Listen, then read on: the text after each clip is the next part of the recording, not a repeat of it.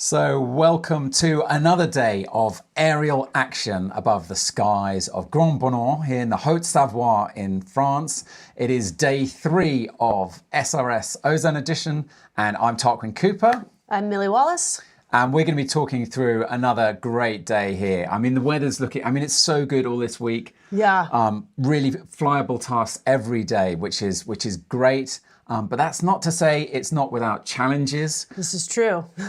So the order of battle today, we've got a 57 kilometre task, and we'll be talking about that in detail in a moment. Should we have a little quick wrap up on I think so, yeah. some of the highs and lows yesterday? I think yesterday was a day of low saves and bombing out, wasn't it? Yeah, and I think a little bit of mental holding on, because I'm sure people wanted to give up and stayed in it, and it was work. And it was also a big story of local knowledge. There was a crux point on the Roc de Boeuf, which is just to the south of Annecy, and everyone was following Baptiste Lambert. He is the world champion. He's also a local pilot, and he just nipped over the ridge onto the east side into the lee, and he got the win, and he was home and dry. And why other pilots didn't follow him, and that's a question they're asking themselves. One of them was Marco Sommerfeld, and I was on the chairlift up with him this morning onto launch, and he said, he held up this bag and it said safety first, and it was just caution. He was just nervous about flipping onto the lee side. It was already quite rough. He said in the end, it was rough on the windward side. Yeah. So, but yeah, that was the kind of a crux point. That there was a secret knowledge that Baptiste knew. So in today's briefing, actually, Baptiste got up and the race director, Steve Senior, invited him up and said, maybe you'd like to give some secrets on the route for money. You can charge whatever price you like. So, but yeah, Baptiste gave a little bit of a lowdown. So maybe we can have a quick dial in here. And just to say, the race start today is at 1:15. So we've got 20 minutes before the race, and we can also show some highlights from launch earlier this morning where I spoke to several pilots. But quickly, we can have a look at the course, looking at the map here, and the story is we're staying in the valley. We're not going as far out to Lake Annecy, and the reason for that is, one of the reasons was yesterday was a big day, not just for pilots, but also for the retrieve drivers. Yeah, just to get to the valley somewhere in was an hour-and-a-half drive from Grand-Bornand just to get to the pilots. So, by the time you collect them and get back, I'm sure some are feeling a little sleepy today. They had a few volunteer drivers as well helping out. So yeah, it was a big day for them. So I think the logic of this is if people bomb out, it's a lot easier and it's a lot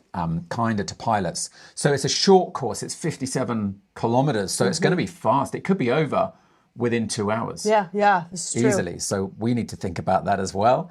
And the kind of strategy, what Baptiste was saying, is that pilots should think about staying in the center, that initially, so as they come south along this line, this central line here, he was saying the south faces of these hills work nicely as you get further south onto that turn point.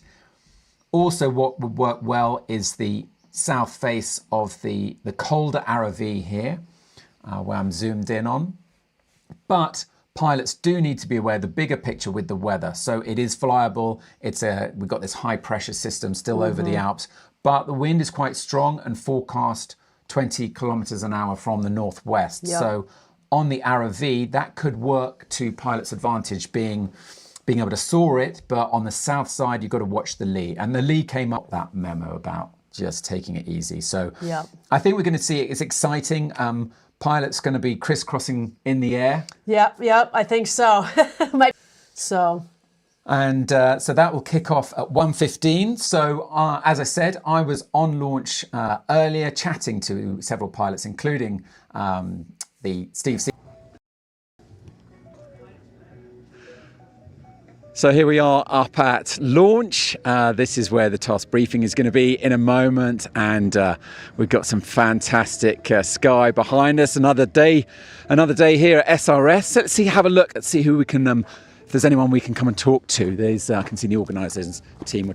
They'll be very busy, but I'm sure maybe I can have a very quick word Steve, a very quick hello, good morning. Good morning to you. How are you doing? Yeah, we're great. Tarquin, good to see you.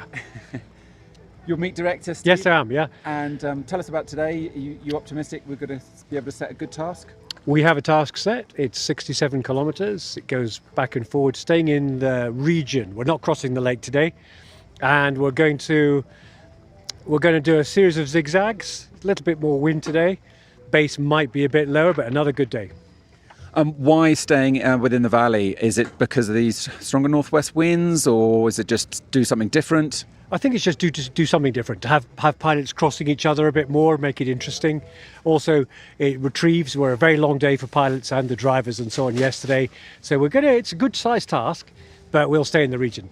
Fantastic, thank you. Well, good luck. Pleasure.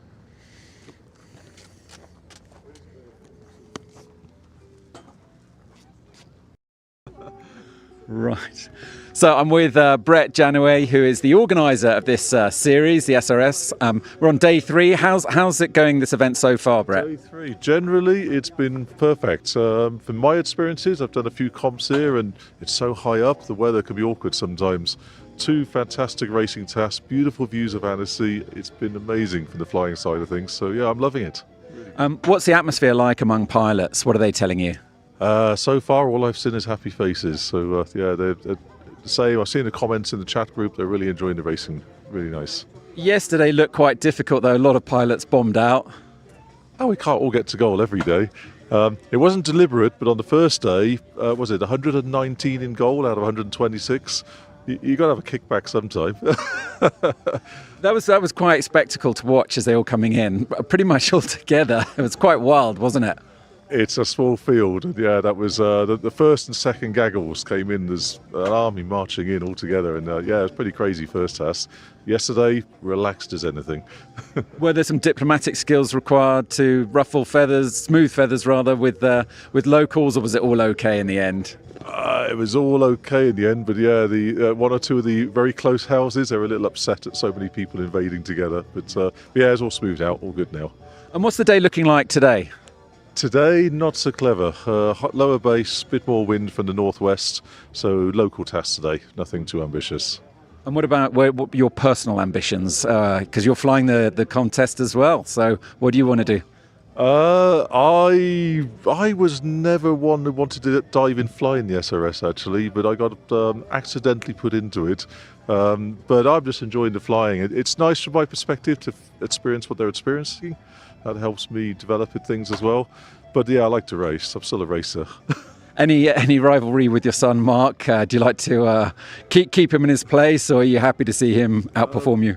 I'm really happy when he's outperforming me. It's pretty stressful watching him fly at times, but he's outflying me on his skill set he's got for sure. So yeah, give it a few years, he'll be up there. Fantastic, thank you, Mark. Brett, even. You're welcome. Yeah, have a great day. Yeah, cheers. I appreciate it. Thank you. So we're just seeing pilots set up. It's James, isn't it? It is. Yeah, can I have a quick word? Just say hello. How are you feeling ahead of today? Oh, a little nervous, a little apprehensive. It could be a challenging day, but it's looking good so far. It looks like we're going to fly every day. It's going to be great. Yeah. Awesome. Well, have a great day. Thank you. Hello, sir. What's your name? Walter. Walter. And is this your first SRS, or have you done loads? Or? This is my fourth one this year. And you enjoying it? Yeah, of course, yeah. You have a good day yesterday? Not too much. Well, maybe we'll say no more. I hope you have a better day today. So let's have a little wander around, get a bit of atmosphere. Oh, look, I can see certain Baptiste Lambert.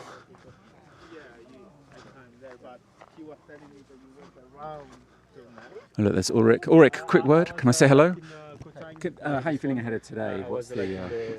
Well, forecast's a bit windier and a bit lower, so we're going to have a smaller task, but looking forward to putting yesterday behind me. Wasn't such a good day. What happened yesterday? Not such a good day. I made a bit of a blunder down in the Bauge and kind of got myself into a position where I didn't really have any good options and ended up on the ground there. But overall, good SRS? Yeah, it's great. I mean, flying here is amazing. I mean, the scenery is spectacular, and there's there's some really kind of exciting flying, but it can be quite strong in places. So it's you got to be on your toes. Fantastic, thank you. We'll have fun today. Let's see. Yeah. I was thinking, but I was just too scared there. Baptiste, can I have a very quick word? Yeah. So we're day 3. Give us a sense of how you're feeling this morning. Yeah, it's the conditions. It's very cloudy, so that's not what I expected, and also quite windy. So I expect a very tricky day. Yeah. And how is it generally competing? This is your first SRS. How does it compare to doing a World Cup? Well, for me it's a lot of fun since like flying Delta is like super easy. The wing is stable, so I spend the whole flight full speed, and like I don't need to bother with the wing. It's like easy, and in thermal it turns super great. So yeah, it's this is the main difference to me. It's like the wing. And did you have a good day yesterday? Can you describe how that was? Yeah, yesterday it was a bit trickier than what we expected when we set the task. In Les Bauges it was a bit stable, and maybe we were a bit early also. So we had to be patient. And on the way back, we were still a bit low due to the turn points that was a bit in the valley. So then I knew that we should not be low on Roc des Bœufs, on the south part of Roc des Bœufs, because then it's in the breeze and like thermals are washed. And we saw that on the way in, that it was not good to be low here. So then I split it from the group. I went right to the lee side, like it's the nice south face of Roc des Bœufs. It's a little local trick because like, oh no, it's in the lee, but actually it's super fine. And then I had a good climb, and then it was done, yeah. A day when local knowledge paid off, because funnily enough, the pilots who were after you, they were worried about that lee side. It wasn't too bad. That was one of the reasons they didn't follow you, is they thought, oh, it looks rough. Yeah, no, it was not rough at all. Actually, like the breeze is turning, and then it's like you're not even in the lee, like you're in the lee of the main breeze, but like it's turning, and then you're like really safe, and it's not that turbulent. So yeah, it's everybody could do it. Yeah. Well, I guess everyone will be following you today. So anyway, good luck, have fun, and we'll see you out there.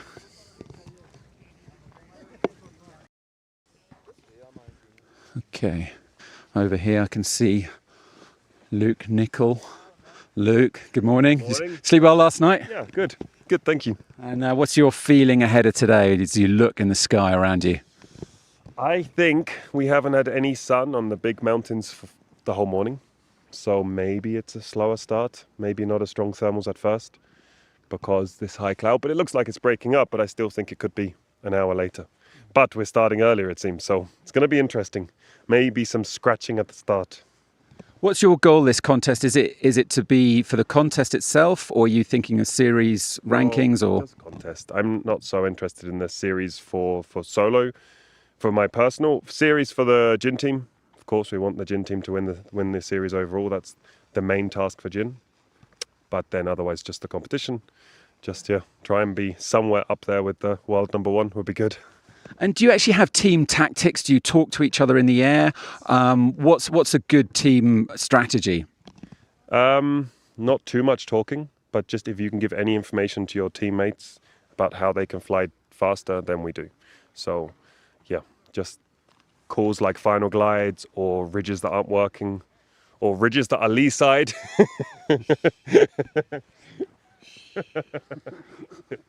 But yeah, just like this, anything that can help the rest of the team to fly faster is what we talk about. And if someone bombs, then we need to know for the rest of the team, because obviously we still need 2 in goal. So then maybe the other ones slow down a bit, especially if 2 of the team bomb, then the other 2 really just have to get there. And is your communication working? Because I think I saw on the chat that Aurelius his radio is not great. Yes. Yep, he's been told. He's now going to have a working radio, but no, the communication is amazing. We will have the best radios with the best Bluetooth setup so that we can talk really clearly, and that's super important. Fantastic. Well, good luck today and have fun. Thank you. Cheers.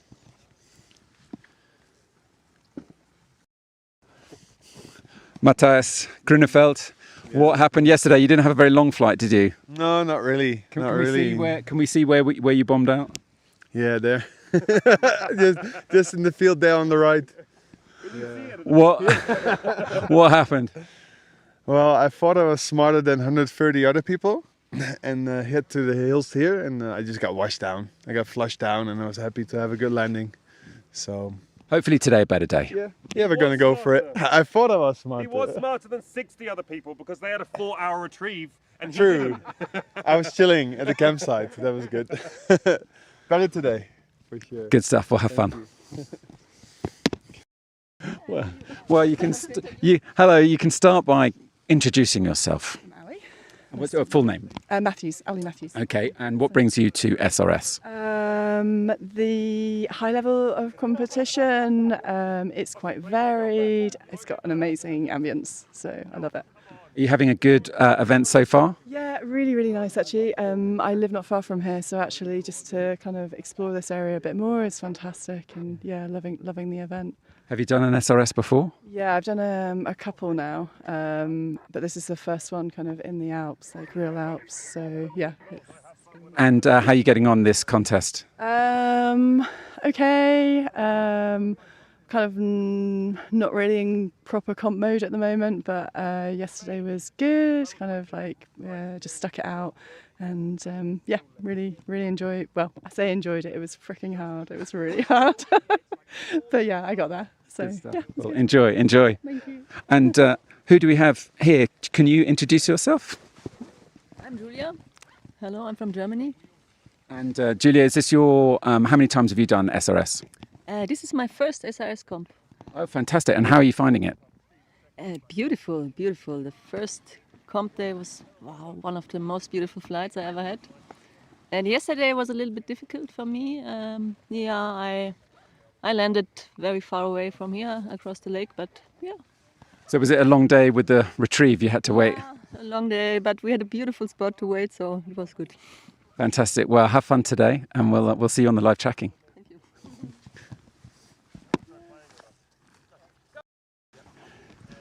So I'm with leading lady Mette Krum. Mette, how are you feeling this morning? I'm feeling good, feeling very good. Excited to see what the day will bring. How's your SRS going so far? I think it's going well. I have quite a good amount of good tasks for me, so podium is still much there. So it's super fun to be here. First time in France, and yeah, it's super fun. Was it quite difficult flying yesterday? It wasn't per se difficult, but the leading gaggle made a mistake, as I mentioned yesterday, and didn't follow Baptiste. So, but a few of us managed to climb out and get to goal. Some of us didn't. So it was a fun day yesterday. It was good, long, and scenic task. And looking around you now at the sky, what do you see? What's on your mind? It's gonna be a tricky day. It's more wind at the altitude, more cloud cover. Yeah, it's gonna be tricky. Yeah. Well, good luck, and we look forward to following you. Yeah, thank you.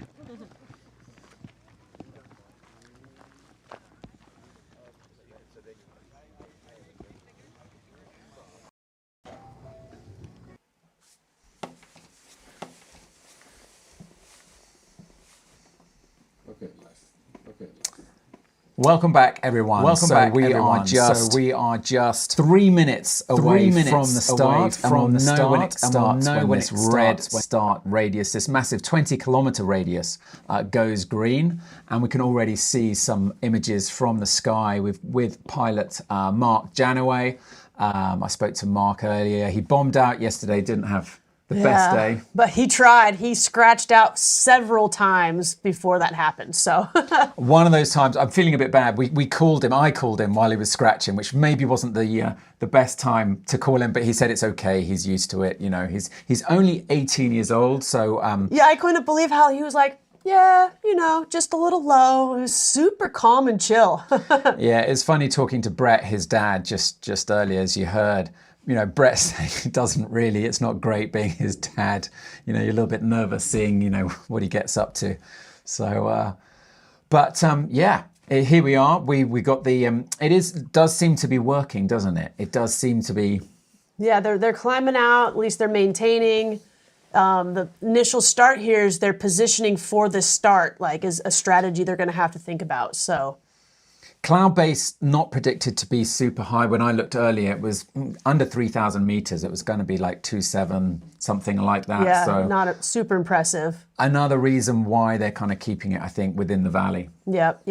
Well, we'll probably still see some of those convective kind of clouds up through the ridge lines and stuff like we're seeing on some of the live pilots already. But I mean, there are not many contests. I mean, if you have 3 days in a row where it's taskable, I think that's a pretty good. That's a good start. Fantastic. That's a really good start, and I think it's gonna stay that way. So a little bit of a rundown on how we're going to do this. So it's a short task, as we say. It's 57 kilometers. Baptiste in the briefing, he gave his advice, local knowledge, which he shared with all the pilots, which was essentially to stay in the center of the valley, not to head to the big hills. These hills, the Aravi chain on the south of the map that we can see, that faces northwest, so that might work.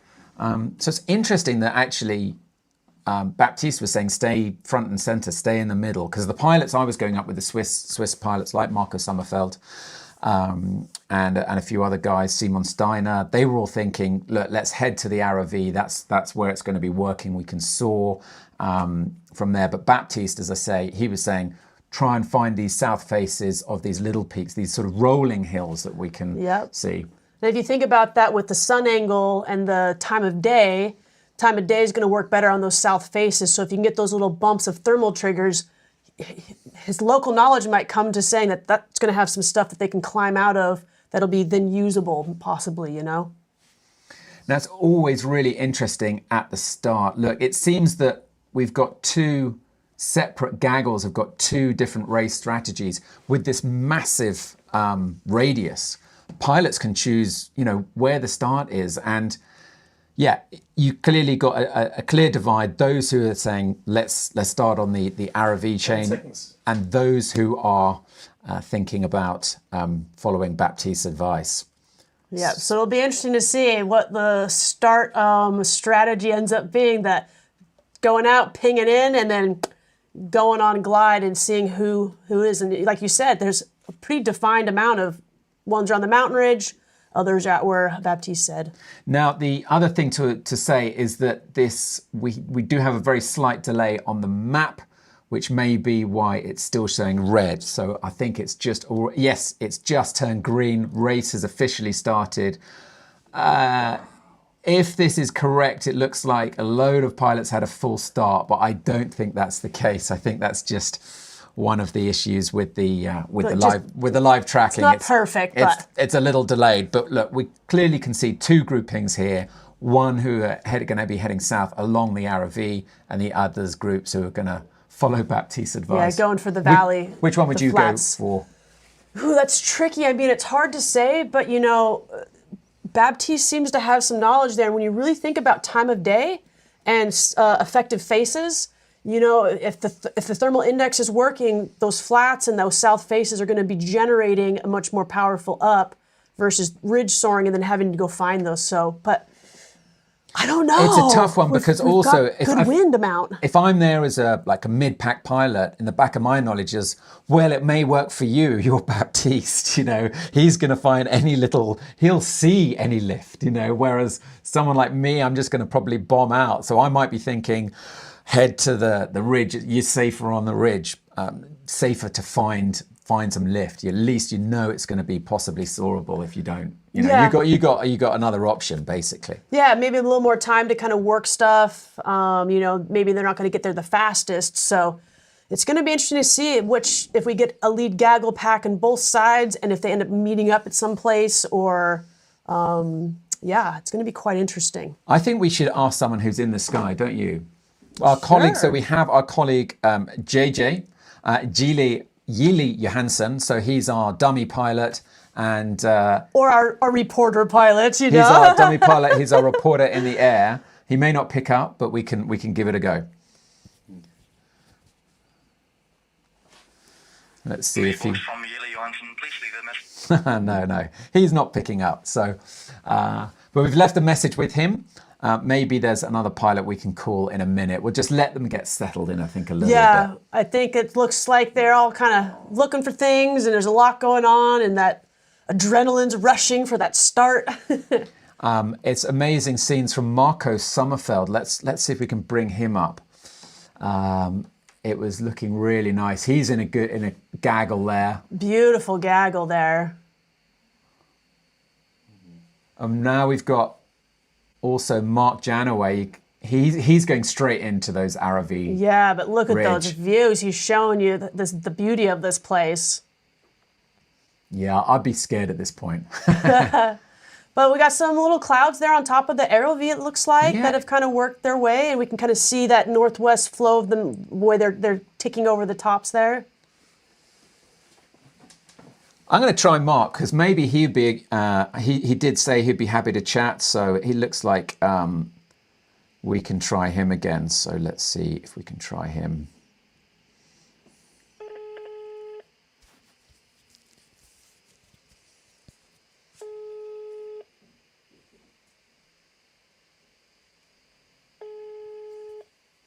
I'll give it one more and I'll... Yeah, because he started doing some nice thermal turns, so Yeah. he might be like, oh, nope, I'm in it again. He was searching. So who else have we got up in the sky? We've got Marco Sommerfeld, we've got Chenru Lee, Mark Janaway, and who else? Helena Cargill is back in the air. Yep. She seems to be, where is Helena? Because she's got a completely different view. Yeah, looks like she took the valley line. She took the valley line. We'll bring her up on the leaderboard just to see where she is. Helena. So let's have a look on the map where she is. Yeah, so she is out front and center. We can try her, but maybe we'll get lucky with Helena.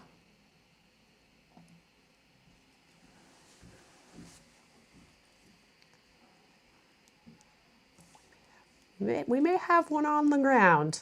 Oh no, who is that? Looks like Barry possibly Johnson. Barry Johnson. Oh no, poor Barry.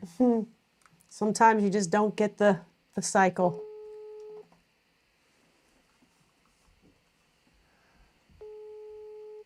But Mark. Hello. Hey Helena, can you talk? Yes, I can talk.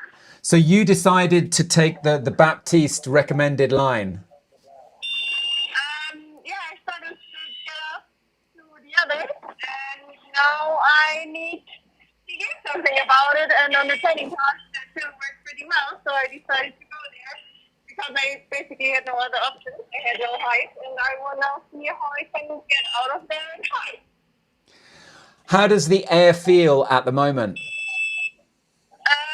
It's very, like, the sounds are strange. They are little mashed up with wind, and sometimes it does go up very well, and then it does not anymore. So it's tricky to read it down here. I don't know how it is up there with the others. Right now I am climbing, so I might need to focus soon again. Okay, we'll let you go. Thank you, Helena. Thank you for the update. Good luck. Thank you. Okay, I don't know if you heard that. It was quite a bad line, but essentially, I think she was saying it was quite strong. It was lifty. Thermals were coming through, but a little bit getting blown out as well. Yep. And I think she said when it wasn't there, it wasn't there. But when it was there, she could work with it. So. So anyway, let's. I was just going to see where. Wow, the view of Marco right now we've got on the live there on Glide with all those pilots. Whew. So Helena, she's at 1,825 meters, and when we compare that, say, with Mark Janaway, who we were looking at earlier, if I can find him. Yeah, he was 2,300. So it seems like you got a bit more altitude on the ROV. Yeah. But then you have to transition from the ROV to somewhere else at some point. We'll see. But yeah, it looks like ROV they're ranging around 2,600 meters or so on there right now. But let's have Marco Sommerfeld.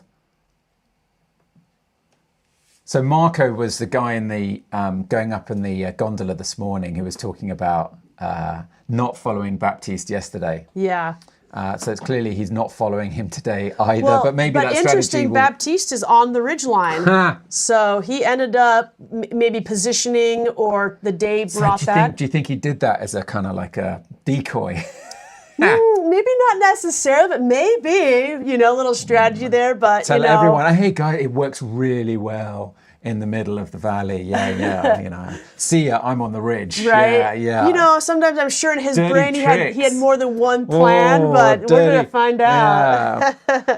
No, I'm sure that's not true. I'm sure it's a changing situation, and you never really know until you're in the air and you feel it. In the air, you got placed over here, and now this is the line you have to take. So I just want to sit back here now and watch Marco. I know. It's just great. I'm almost like want to put my arms up. And, just kind of like we're on glide also. Yeah. Just. But Mark Janaway's getting us some interesting views earlier there with a little bit lower in the train. See if we see any ibex or any animals up there.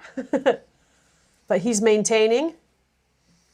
So I guess these limestone cliffs will be, so anything that's facing the sun, they're going to be working well. And you just got to watch the wind, so turbulence. But it does look like that little cloud formation above that ridge line is definitely, I think it's helping them all. It feels like they're kind of surfing the bottom of those clouds right now. And we've got Ruben Hutter on now also. He's on top of that ridge line. He's got a good amount of height, hasn't he, Ruben? He's at... he seems to be lower according to the data we have available. It's frozen. But maybe it's frozen. Let's have a look at where Ruben Hutter is. Let's see if we can find him on the live map here. Ruben Hutter is at 2008. Yeah, so 2,800 meters. He's got a good climb. So let's see where he is on the map. So if we just bring up the map view here. So he's here on red. And it looks like he's going to be among the first people to tag that first turn point. Yeah. But interesting enough, the valley people are tagging almost the lead people are tagging very similar. Oh no, those are all on the ridge. So the valley is still working their way across. Yeah, so we've got two clear groupings here following the Aravi chain.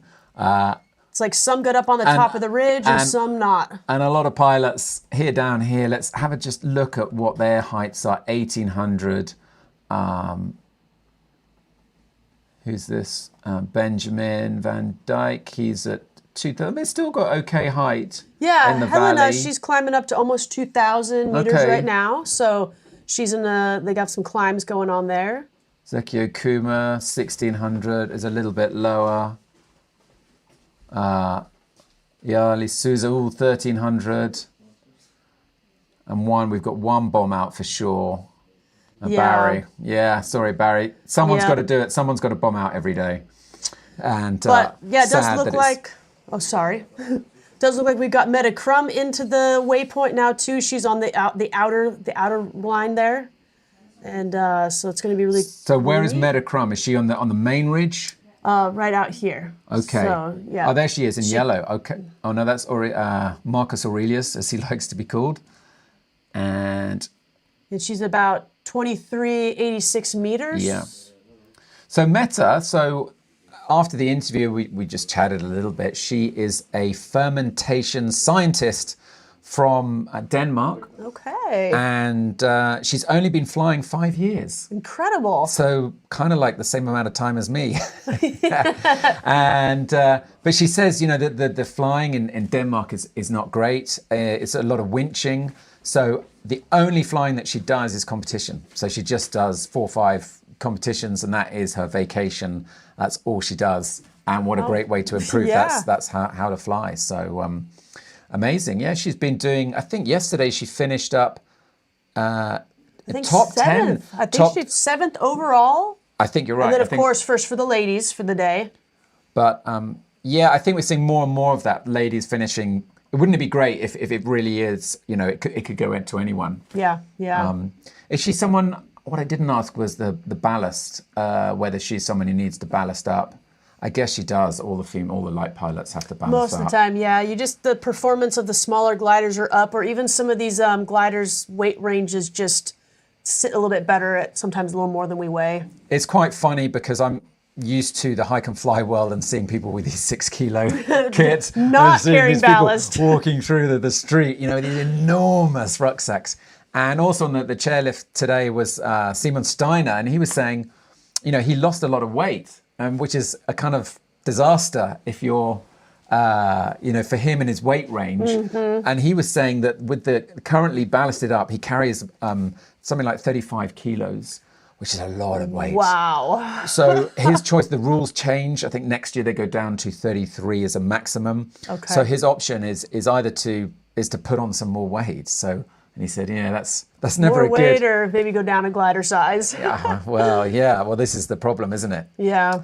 Or the challenge. Oh, look, we've got. We're looking now with our flying reporter Yili Johansson.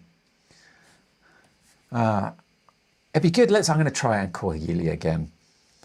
Maybe we can try another number. Let's see if we can get him. Let's get the right number for Yili. One of these. So let's call his German number. Maybe he's better on that one. Oh, I do have a voice message from him as well. Well, hang on, let's get. Can we bring him up? Where is Yili?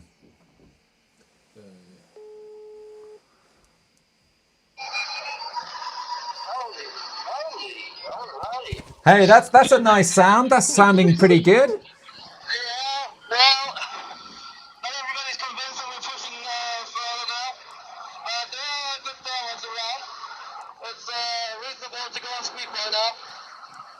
So,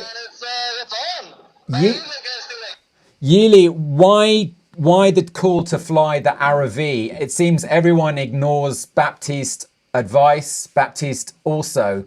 Why is it working better on the RV?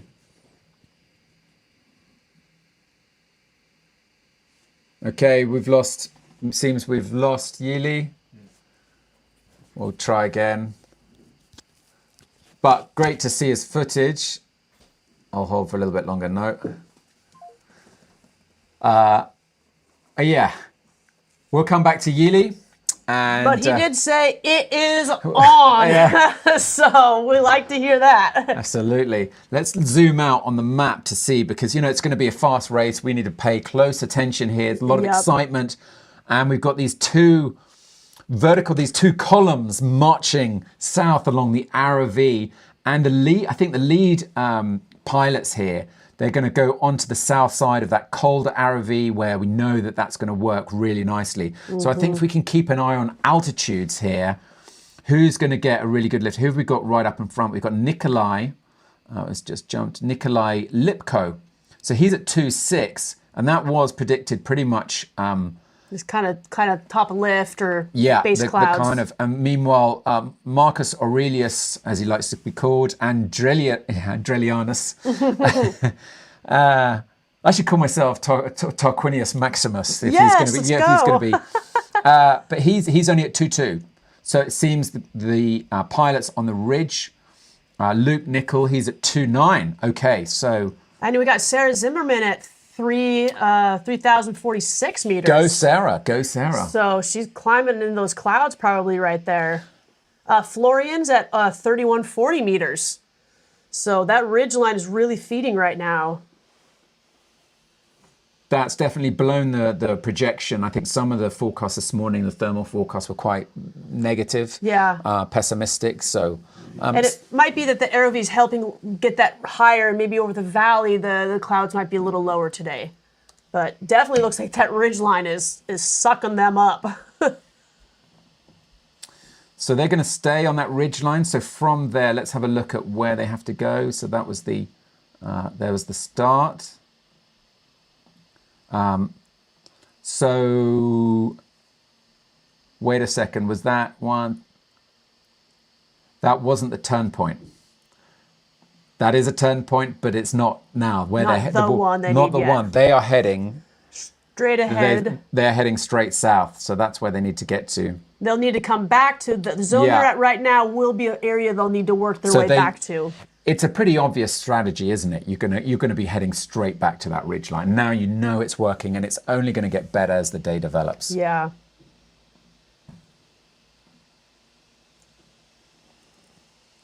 See if I can get Yili back on.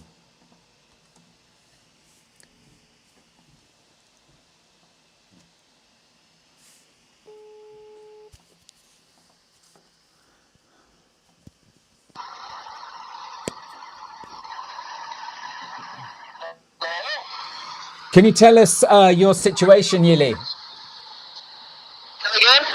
Talk us through where you're at. So, right now at the ridge here, running it quite low, maybe you see it on the footage, I don't know. Right behind Mount General, and it's cool. It's gliding not that bad. Could be better, but I guess the north wind pushes better towards us here at the ridge. And it's, yeah, you're racing on 3 levels, I think. You see it on the right tracking. We had some people still at the takeoff. Guys make the jump, maybe headed out cargoes with them. We have the lower down group, which is Mark Dunaway and me here with some more people. After the guy is just on top of me. We hope to find a good tunnel to get up to the guys who are really on top. Pushing in the front there, nicely on the ridge. As you can see, I hope Gappa and the other guys are right there at the front, and we have nice footage of them. Certainly the next year's a good point. Yeah, it looks amazing. Was the decision to go to the ROV really obvious when you were in the air? Well, I had a quick chat with Marco Sommerfield just before launching. And he was like, yeah, I'm not sure. Looks like really more intelligent to do the ridge running. Because the ridge is always producing and like giving you a wall where the wind can push again, push up.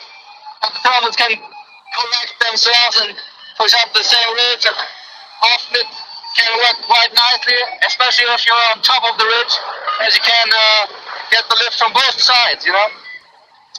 But here it's tricky. It's the west-facing slope, so the sun is not here for long, and it's not that much heated up. But yeah, as I said, I hope the north wind is pushing nicely. And some thermals up here. I see a bird chirping just in front of us. Mark Dunaway is pushing for it. I need to be cautious. Mark Dunaway, he's pushing. He's really racing hard. And I need to stay in the air longer than him if possible. We'll see. Okay, thanks. Thank you, Yili, for the update. Stay safe, and we'll hear from you again. Yeah, thank you, mate. See ya. Ooh, Ruben's got a beautiful view with that little mountain lake up there. So just to give a little, put them on the map. So just looking at the map of where Mark is, he's on that gaggle. So Yili was with Mark, who was there in red, just on slightly lower down on their ridge, looking for a nice thermal so they can catch up with. Yeah, they wanted to get to that little wicking spot. It was probably feeding from the sunny side of that back part of the ridge and the other side together, which, I mean, we were seeing 3,000 meter altitude, so yeah, that's where they want to be for sure. So it's going to start looking a little bit crazy, the score, you know, the task area here. We're going to have pilots, 130 odd pilots, all kind of in the middle. So paying close attention here on where everyone is. But I think it's just very soon, it's all going to be all spread out all over the place, isn't it? Yeah, we're going to have people crisscrossing and waypoints hit while others are still heading to ones. And so it can get quite confusing, but it's easy to go to the leaderboard and then you can see where they're ranked at from there. So. Exactly.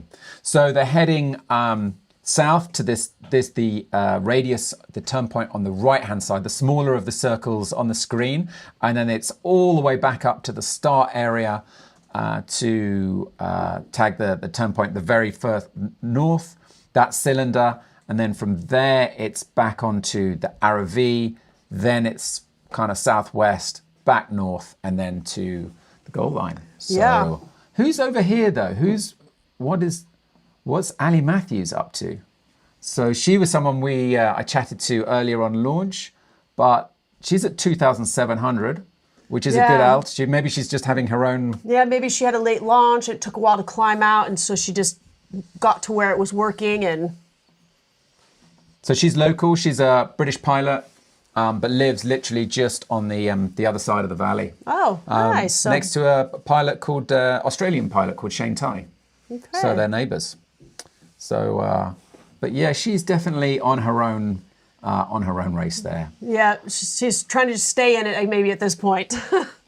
Meanwhile, we are looking now at Ruben Hutter. So he's another young Swiss pilot having a great SRS.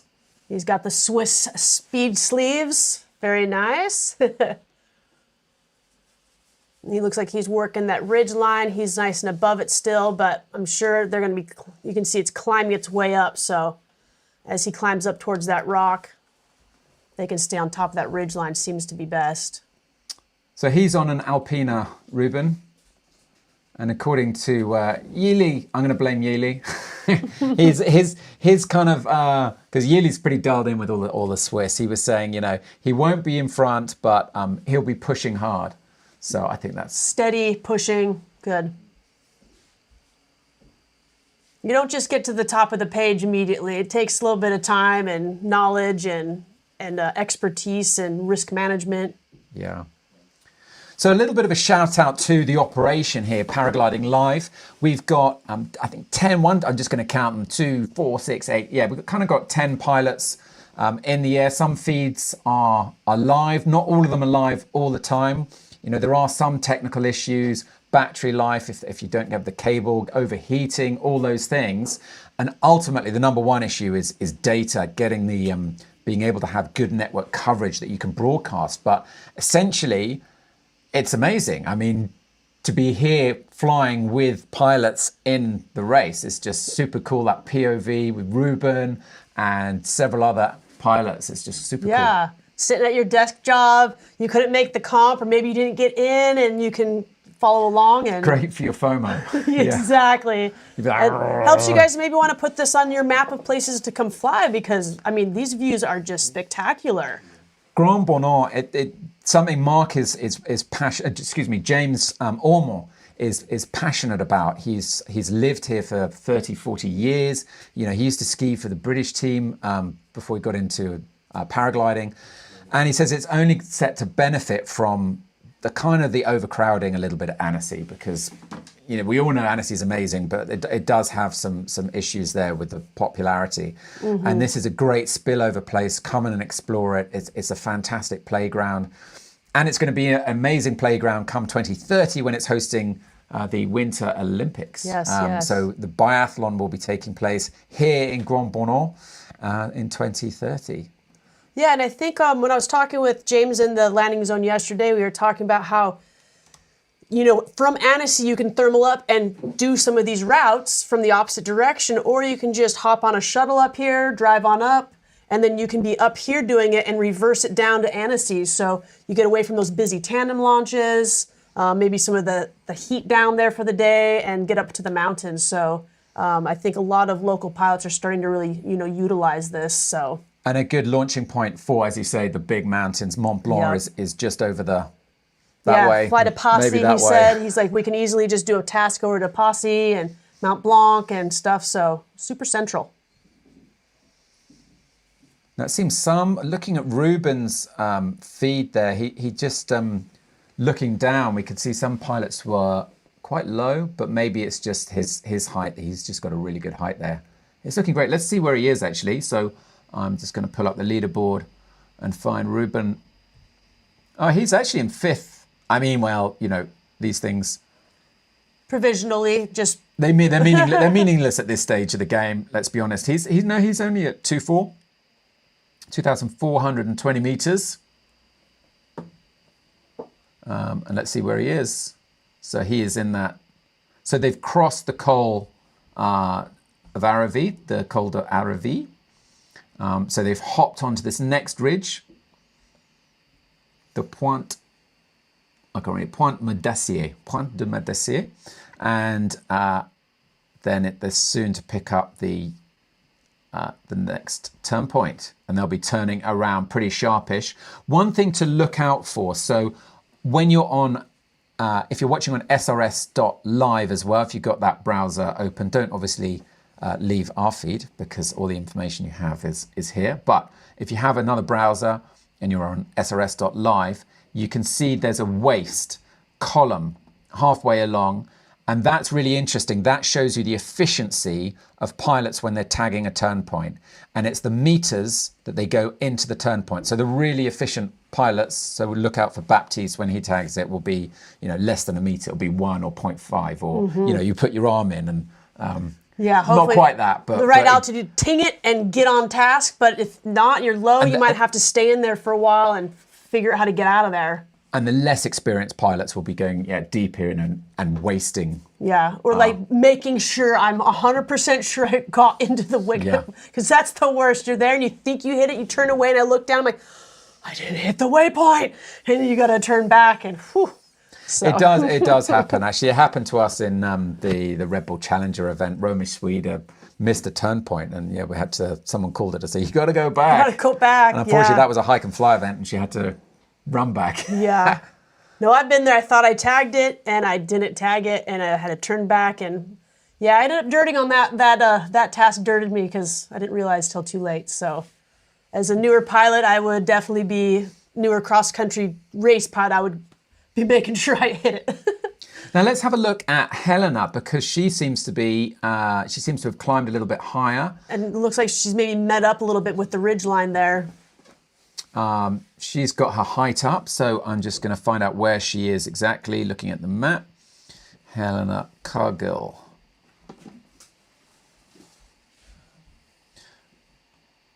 So let's see where she is. So she's in a great position. She's at the Col d'Arrivée. So even though she didn't take that line on the ridge, it seems to have worked for her. She's not with the lead gaggle. But she's with those, I won't call them stragglers, that seems a bit harsh, but she's with the chaser group. Yeah, the chaser group, round two. Yeah. Now, look, who have we got? We've got, who is this? This is Otasak Wankita, who is looks like they're tagging, and they've turned around. Getting some lead points is what he's getting.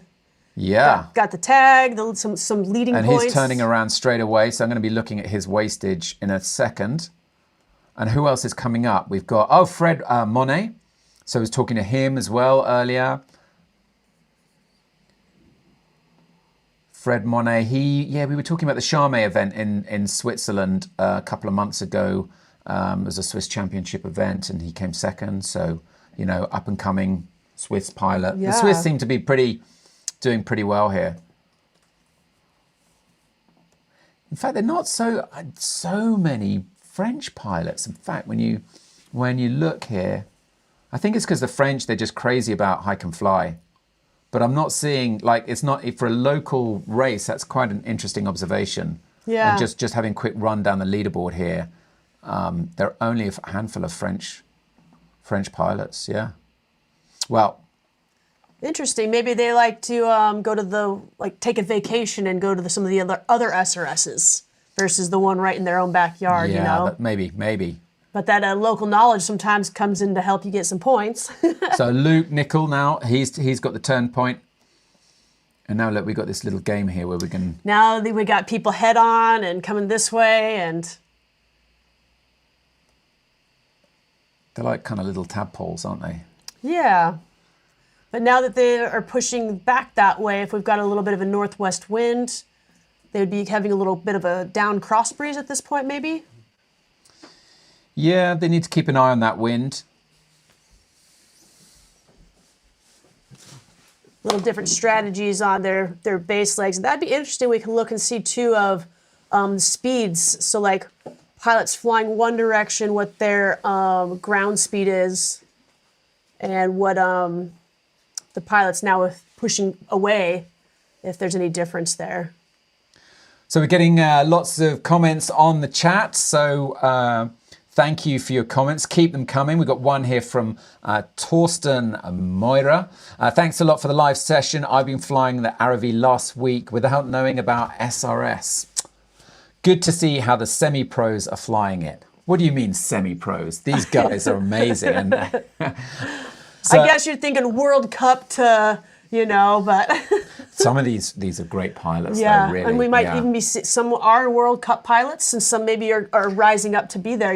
Some of them have been on World Cup, come back to SRS because it's just it's nice to fly the ENC. It's funny for me, I'm an EMB class pilot, and to hear people say, oh yeah, I like to go down a class to the ENC and have a really relaxing time. If I went to ENC, I'd be like, I'd be absolutely terrified. Yeah, I'm not relaxed in the ENC category just yet. I'd relax if I went back to the high B, but. Yeah.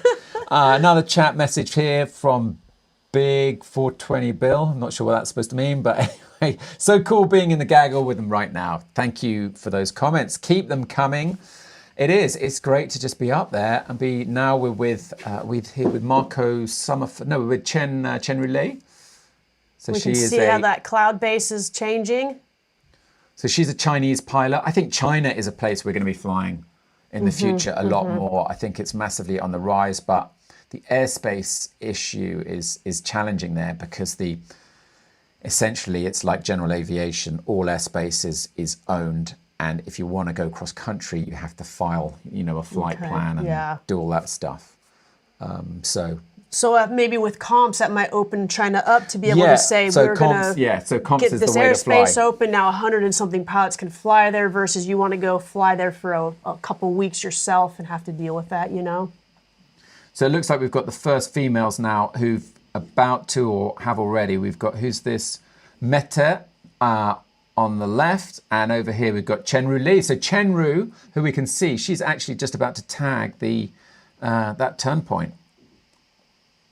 It's always kind of cool to go from the topographical map to what they're actually seeing for that turn point now. Yeah, next year we will have graphics on screen showing like a big cylinder. Yeah, Isn't that right, Marco? Like the Olympics do, they have all that stuff placed down on the ice rink or, Yeah, like they do at the the America's Cup, where they've kind of like made a digital graphic of the playing of the arena. Yeah, just like, definitely. So, but we're an embryonic operation here. It's all about showing the viability of this platform as a way to broadcast from the air. Yeah. I mean, it's just great. But the more you guys share this, the more views that we get, more comments we get to work off of, the more it's going to make this successful, and then we will have more tools to make this more interactive and awesome for you guys. So share that link, talk about it, make sure, everyone sitting in an office has got this link to be split screened up, and be doing that instead of work maybe. So. Another comment here from Natalia Yaramillo. Thanks for the report and the incredible images. Well, thank you for watching. So we're just enjoying. I want to go back to Mark Janaway. He's got the views. Oh, look at that. Oh, look, we've got his cockpit. I mean, wow. Just incredible. He's a little lower in there, but it's giving us a quite beautiful view. Jaw-dropping. But he is stunning location on those rears, so getting the best glide that he can right now. Mark has he tagged the turn point yet? I don't think so. That's Brett, that's Dad I'm looking at. I don't want Brett, it's just looking for Mark. Where is, I think Dad is in the lead on this one, but it's not a competition between father, son. I think there's always a little there, right? Experience versus youth. Here we go. Mark is a little bit further down the rankings. And I think this is it's an interesting one. A lot of the successful pilots, it is an experience game. Experience trumps youth. Sometimes the youth, they take more risks, gambles, and then bomb out, but sometimes it pays off. Yeah. But interestingly, a lot of pilots, they haven't been flying that long, Yeah. You like Meta, only 5 years, and yeah, there are several pilots out there who've only been flying a few years and just taken to the sport like the proverbial duck to water. Yep. It's interesting, based on, sometimes people's professions or where their brains work at.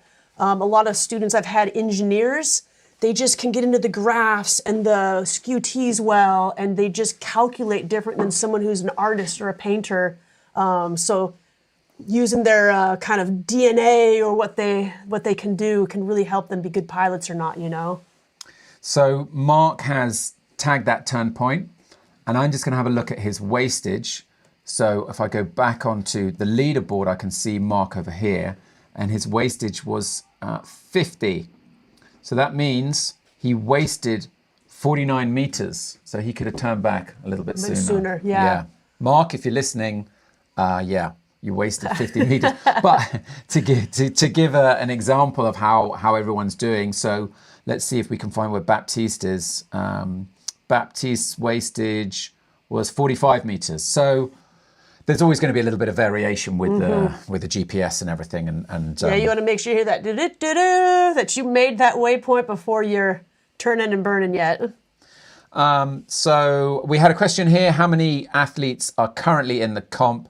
So doing the task today, we have 119 pilots, of whom I think we have 13 female pilots. 1, 2, 3, 4, 5, 6, 7, 8, 9, 10.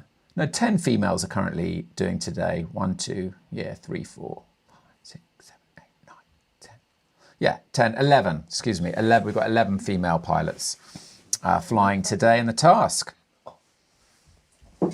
Yeah, amazing. So the maximum number you can have in a comp like this is about 130. So I think this was capped at 130, and some days pilots have situations. I think one pilot wasn't feeling well today, and you know, some days they just end up not being able to fly, or we've got somebody on the ground. So yeah, we were with the Swiss guys last night, and we were eating moule marinière. And I was thinking, we're a little bit quite far from the coastline. I was a little bit nervous about eating any seafood, but no, it's delicious, lovely. And it's all about, I guess, how well it was delivered to where we are. But that's the problem with it's the same with any kind of competition. Your worst nightmare as an athlete, and I remember this doing like ultra marathons and things, is you get food poisoning 3 days before, and you spent a year preparing for some event, and yeah. Oh, for sure. I kind of have like a no seafood rule inland for my own reasons of being out on tours, and people are like, this is good, let's eat it, and then all of us are sick, and you're like, I knew better. So I like to be quite cautious when I'm traveling, and it's not a fun situation. We also had an injury yesterday. One pilot came in hard and was medevaced off the mountain and went to hospital. So that's also a cautionary reminder. They mentioned that at the briefing, just for pilots to dial it back a little bit and stay safe. But they're being looked after and not life-changing injuries, fortunately. Yeah, so we're sending all of our good healing vibes to them and wishing the best. So.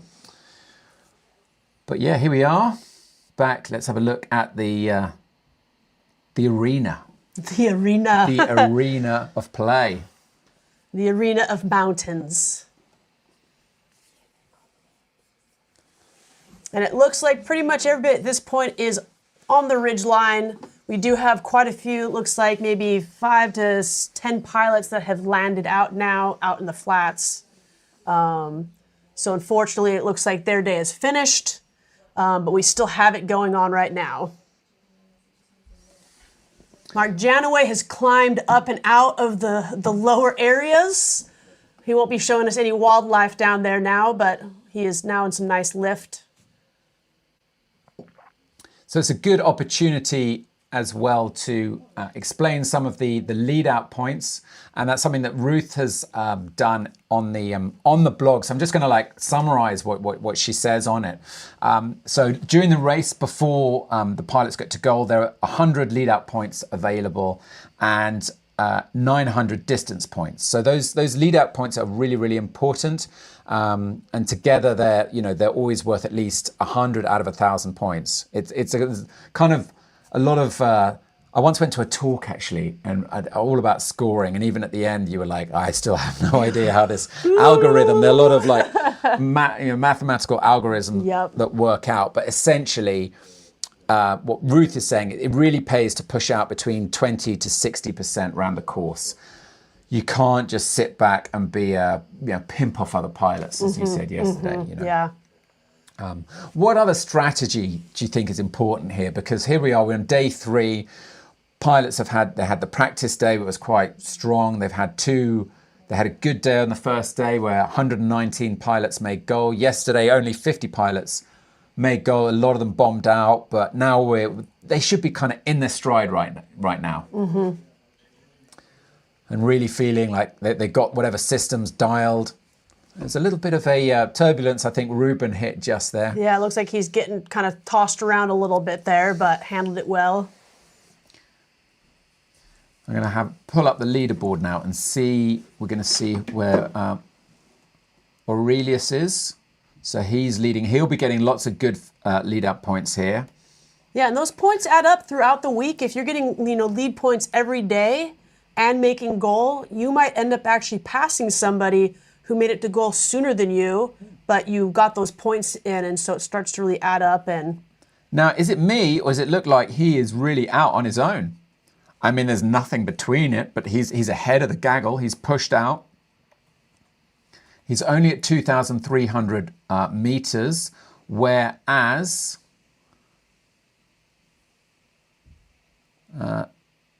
some of the others seem to be lower. I'm not sure why that is. yeah, it makes you wonder if it's working in that valley yet or not. So he's pushed out. He's got height. He's at 2,300, whereas these pilots are just behind him on the ridge. Okay, so Luke is at 225, so he's got similar altitude. Yeah, we got Gatan's at 2,480 meters. Ronnie Gayson, he's at 2.4. And then a little further back in that pack on the ridge, they're at about 2,500. So as they're working their way out for that waypoint, it seems they're having to peel away from that kind of top of lift So there. Fred Monet, he's also in that little gaggle. Simon Steiner, who was talking about his ballast issues earlier. It sounds like it's a medical thing, doesn't it? But it's not. Sometimes you just start to get healthier, eat a little cleaner, and next thing you know, 20, 30 pounds or kilos starts to just peel off of you. Simon also has been taking pictures from the air, so he's been doing a great job. You can see some of his images on the SRS.live blog. Oh, and Baptiste Instagram, he's doing daily updates, like a full video review of his flight. And I watched both of them today. It was very interesting. Well, you have to remember, he's just here for fun. I mean, he's just relaxing there. The wing kind of flies by itself as far as he's concerned. So he can sit back and shoot some videos. Yeah, it was incredible. He put a whole little thing about how he flew, where he flew, the video, little time lapses all the way to him finishing. So if you guys want to get kind of his update on that, his Instagram page is posting those. Was there any change of regulation concerning discussions on weight and glider size? So we've got a question on the chat. So yes, Simon Steiner was saying that the weight regulations at the moment, I think there's not a limit on ballast, but that limit will be coming next year. Also, next year, we have new guidance on the cell count. I believe it's 67 of a wing, and the aspect ratio, which is limited to 6.8. I'm just double checking that. And that's for the SRS series? Yes, so that's correct. From next year, it'll be 6.8 aspect ratio. And the other thing to say about this series is speed limiters mandatory. Do you want to explain speed limiters? I think it doesn't allow the speed bar range to go past a certain level, right? So if the glider is capable to go faster, it allows it to only stop at a certain miles per hour, kilometers per hour ability. In a nutshell, it's stopping pilots from fine tuning their wings in their garage and kind of making them go too fast. Yeah, because I believe they said something too on the trim. Your glider need to be within 10 millimeters. It's 10 millimeters, instead of 20, most people would trim their gliders too. So they're definitely trying to make sure that people are trying to have a good, solid competition foundation, and we're not tweaking and making things a little more advantageous for other people. That's right. I was just trying to find, though I'm sure there was something on the briefing, but of course I can't find it.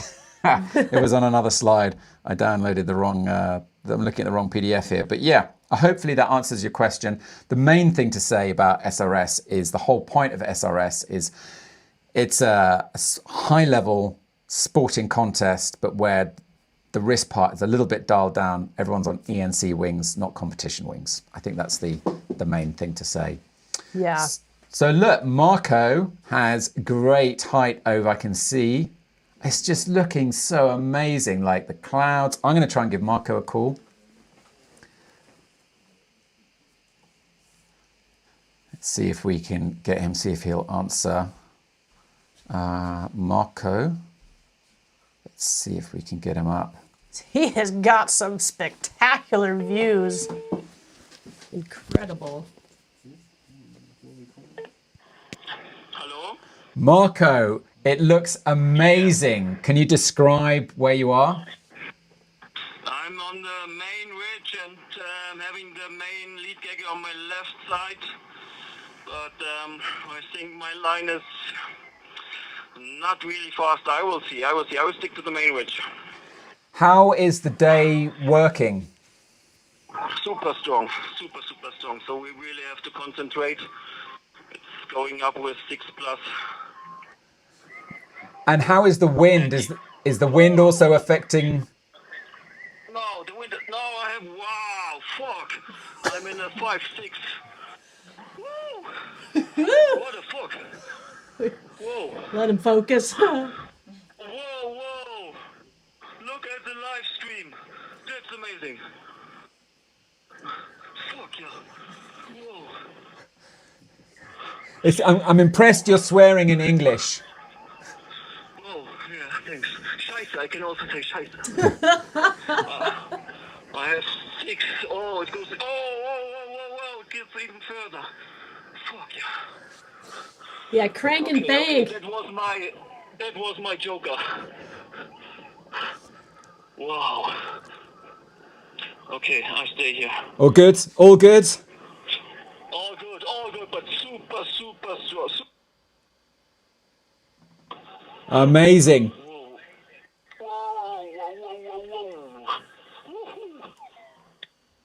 Well, stay safe out there, Marco. Nice talking.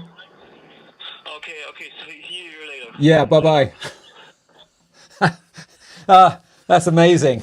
Yeah. We timed that well. Yeah, sometimes that's a little mixture of, oh no, this is a lot, and oh yeah, let's go kind of mixture there. Yeah, I think that was like, you can have like bad swearing and good swearing, and apologies to anyone there who's upset by the swearing. But yeah, I find it, a lot of for the German speakers, they use like the F word like it's just a normal just adjective. a filler, yeah, it doesn't have the power I've that interviewed some like other Austrian cultures. athletes before, and they just say effing this and effing that, and you're like, yeah, for like, I don't know how it is in the States, but in the UK, it's still like when you say the F-bomb on a broadcast, it's like, ooh.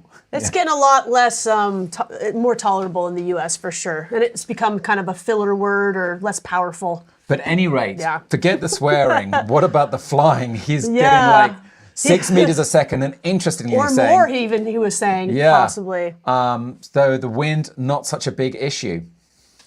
But maybe sharp edges, which cranking and banking them up there. So super nice. Marco has made it up to the clouds. Wow! So he went cranking up there. Let's see, where's he at now? Marco 7 Phil, where is he on here? He said he's with the leaders, but... Yeah, they said the leaders were just off to the left of him. Okay, so his position... here he is. So he is... it says he's been offline for a couple of minutes. That's annoying.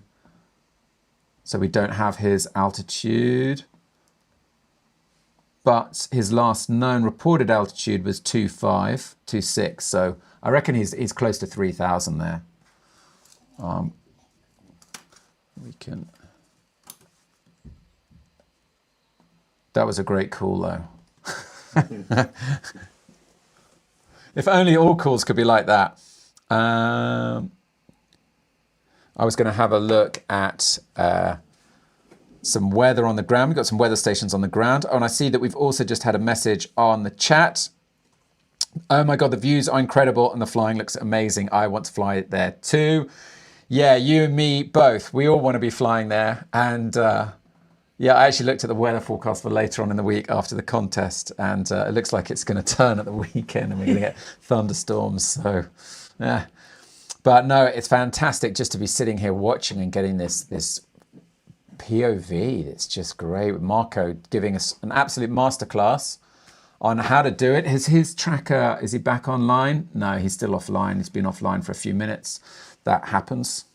Yeah, well, I did get an update from JJ from the sky. He was just with Luke Nichols, and he said Luke decided to take a deep line that he wasn't willing to take, and so he let Luke go, and he's going to hold back a little bit. He's caught up with Gaetan, and he's going to wait for the second group and then kind of move with the second group and see how that goes. So he'll give us some more updates, but he says it's looking great out there. He says it's strong, it's good lift, and was the background of his voice message to me. So we all like that sound most of the time, right? Most of the time, yeah. So random fact about Luke Nichol, he used to be a hang glider pilot, and not from like 30 odd years ago, but he only got into flying relatively recently. I think he said just 10 years ago or something. And he was first drawn to, flying a fixed wing, the whole head first prone thing. But obviously hang gliders are a little bit less convenient, that's the truth of it. Yes. Although I have to say, with my my XC Mag hat on, we've got a really cool feature in this issue that's just come out about a pilot who goes, got this short pack hang gliding. So it's a hang glider that essentially deconstructs, and you can carry it in a car, which is kind of like super portable. It packs down even a little and smaller. goes flying in Cape Verde, and it's a cool feature, cool story.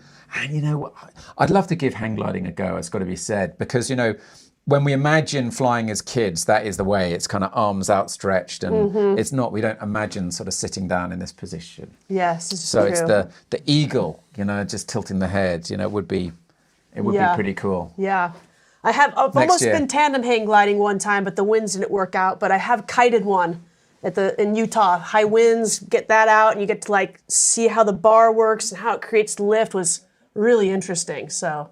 It can be quite physical, I think. It is actually a young person's sport. Yeah. But we've got a lot of old dogs still in it, like John Heine in the US. He's like 74, 75, slaying it, loops still, acro, amazing.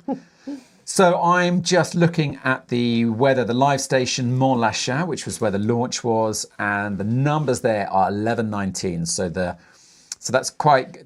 It's at 11 kilometers an hour, gusting 19 kilometers an hour. And that is have we got a direction on that? I'm not sure. From the west. So that's the direction there. So that's those are parameters that's within the limit of alpine flying. Anything generally over 15 is the kind of the benchmark, isn't it? That you need to worry about lee side flying. Anything up to 15 lee side flying is kind of doable. Yeah, a little more light and variable is always a little safer for lee side if possible. Yeah. and anything above that is, change of underpants territory. Yeah, you could find yourself climbing into rotor. You could find yourself getting dropped out of a thermal by drifting, and then being on a lee side where you don't want to be also, so it's just adds a lot more calculations when you got wind added to the whole picture. The other thing to say is that the difference between the kind of the average wind speed and the gust is not that much. It's when you have a huge difference that it can be horrible. Yep. So park your glider, be going backwards. No, it's big lift. I think the day is working actually better than forecast. Actually, I think so too. So I'm seeing a kind of cloud base on one app here. It's still saying 227, rising to 29 later in the afternoon. Yeah. But it seems a lot of our pilots are above that anyway. Yeah, maybe the ridge line's helping shoot that cloud base a little higher on those ridges, and maybe the valleys aren't going to kind of breathe as high because it's using that ridge to compress up there. It definitely looks like all the clouds I'm seeing in all these live videos look like they're at the tip tops of the mountain peaks more than out in a valley right now. So I think ridge lines they did a good job with this task today of kind of making sure they could use ridges and things like that to start. So just an update on the leaderboard. So at the moment, we've got the lead pilots now who've already tagged that northerly turn point, and they are now going to be on their way south all the way back to the Aravi. And then, I guess we need to keep an eye on where are we in terms of, they've already done 30 kilometers. So we're halfway in the course line. Yeah. We are halfway in. And what's the time? It's 2:15. So we've been going an hour. So I think this is all going to be over, folks, in another hour. So it's all happening here. Yeah. Day 3, SRS Ozone edition in Grand-Bornand. And it's just spectacular racing here in the sports class racing. I mean, just what a great advert for the sport. And to see so much enthusiasm as well. You know, speaking to Brett earlier, says he's only getting positive feedback from pilots and big smiles. And overall, it's been a very positive competition. You know, you're at a competition, you can never please everybody.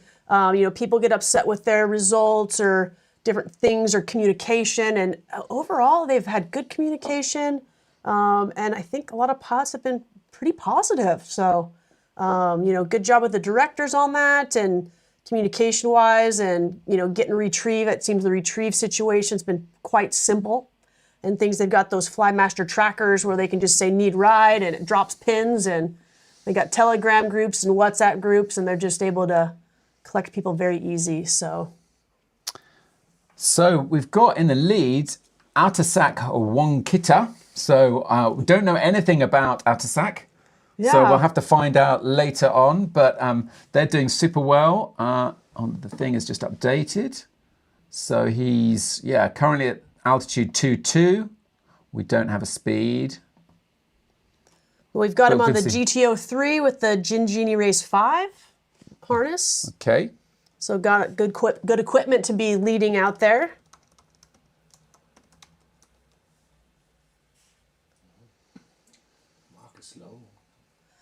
Yeah, we've got, let's see, Mark Janaway. He's our tree topper kicker today. But you know what? He's getting us those lower alpine views that the viewers just want to see. We don't all want to just see cloud base, right? How boring is that? Come on. We need someone to show us the meadows and, if there's some wildflowers on the side of the hill. But hopefully he's making good decisions being a young pilot and being smart about his wind directions. I'm sure he is. Let's have a look. Should we see where he is? Let's dig him up on the map.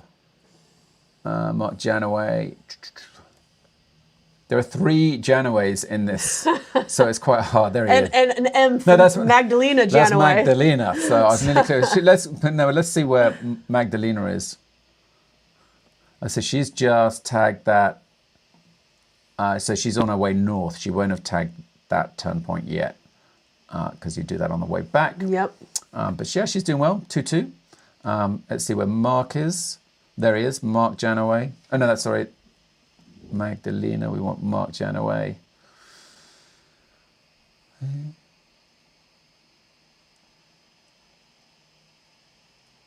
Well, we'll find him when, here he is.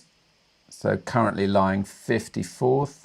He's on his Tigra, and he's got 1.1 kilometer to the next turn point to G21. So he's about halfway on the course line, 27 kilometers in, an altitude of 2.2. So let's see where he is on the map. Yeah, so he's in that gaggle there, on that most northerly of turn points.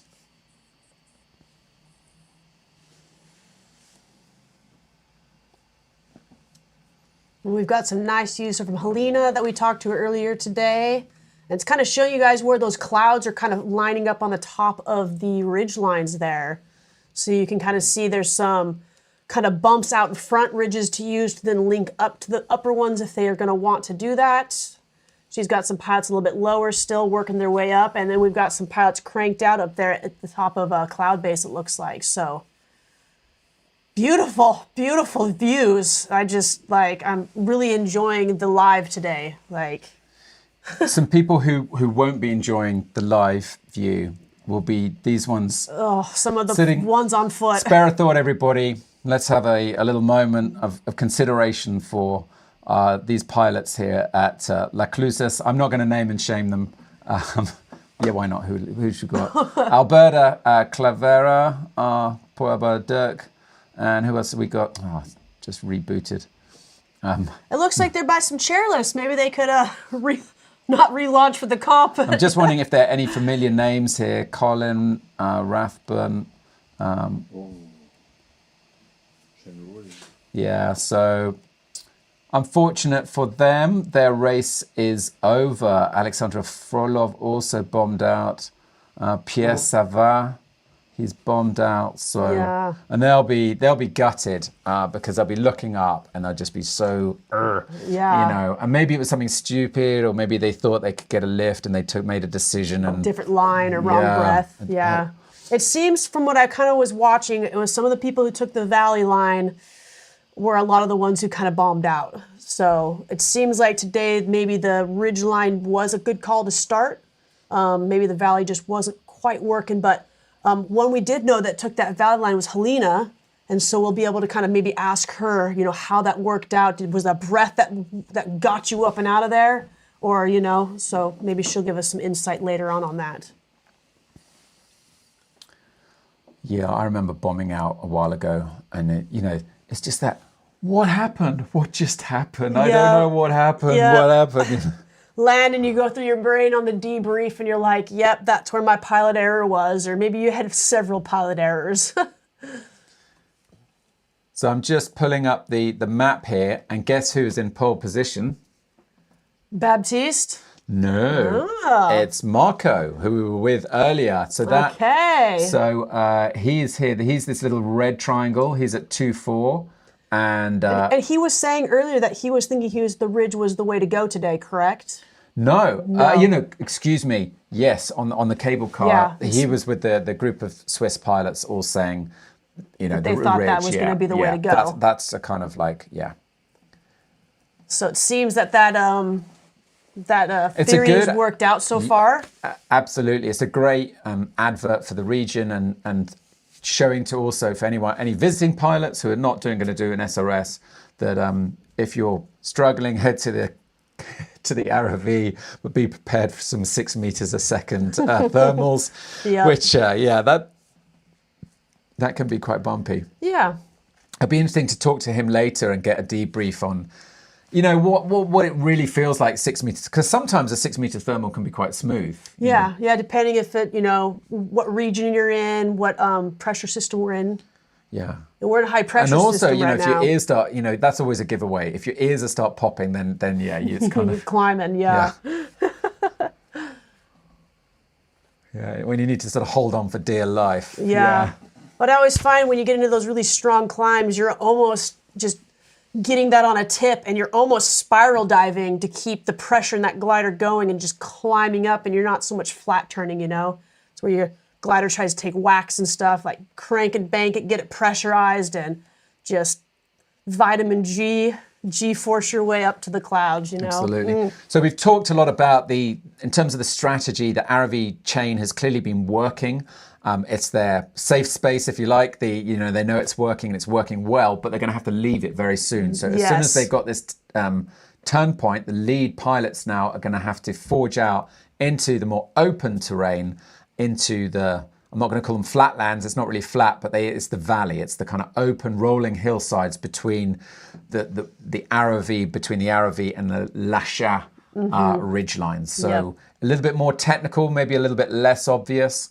I suppose, where are we now? The sun, it's 2:30, so those kind of westerly faces now will start to be working, and pilots will be thinking about, okay, hopping onto the other side of that. So yeah, we could see some interesting racing over the next hour. Yeah, I think once they have to leave the safety, like you said, of the ROV ridge line there, they're going to have to change their mindset over from kind of ridge lift and cloud base to, because it's not looking like there's cloud base out in the valley right now. And so they got to get themselves to either where the next cloud base ridges are, or really try to be cautious on where they're putting themselves. Oh, look at Helena's feed. Oh, Helena, yes. I want to be there. We're there as close as we can, you know? I guess soon we'll be able to put on our meta glasses and be right there with them. It won't be long. But beautiful views. She's climbing up along the side there, getting some ridge soaring lift. I wonder how close she goes. So something to say about Helena, she's very light. She's on a Skywalk wing. She's on the Sage. And I think she's on a 75. So I think she's quite light on the wing as well. Mm-hmm. Yeah. So she's never going to be like, she's just doing this to have fun and yeah, it doesn't maybe have the performance in that glider to really push to the front, but sometimes placement and where you're at and maximizing your bar and speeds to fly can a lower performance glider get there. Absolutely. Well, it's the old adage, isn't it? It's who's the best pilot? It's the one having the most fun. Exactly. Yeah. But it looks like Mark Janaway's dug himself out of the deeps, as we saw there just a minute ago. So that's good. He's back in it. Yeah, he's definitely not kicking treetops anymore. But you can see he's out over the valley more so than being over the ridge lines. So I like Ruben's little windshield he's got there. Oh, he's got a lot of tech there. Yeah, he's got a lot of things going on. But you can see those clouds are forming nice. They're starting to get a little bit of the dark bases and things on that, but you can see that tippage of them. So there is a little bit of wind still up there that they're feeling. I'm curious. I'm watching Mark, what he's up to. He's changing channels on his YouTube. He's like stream something else. Pushing buttons. I'm curious. I might give him try him again. We can ask him what he's up to. Yeah. Changing screens on his navigating system.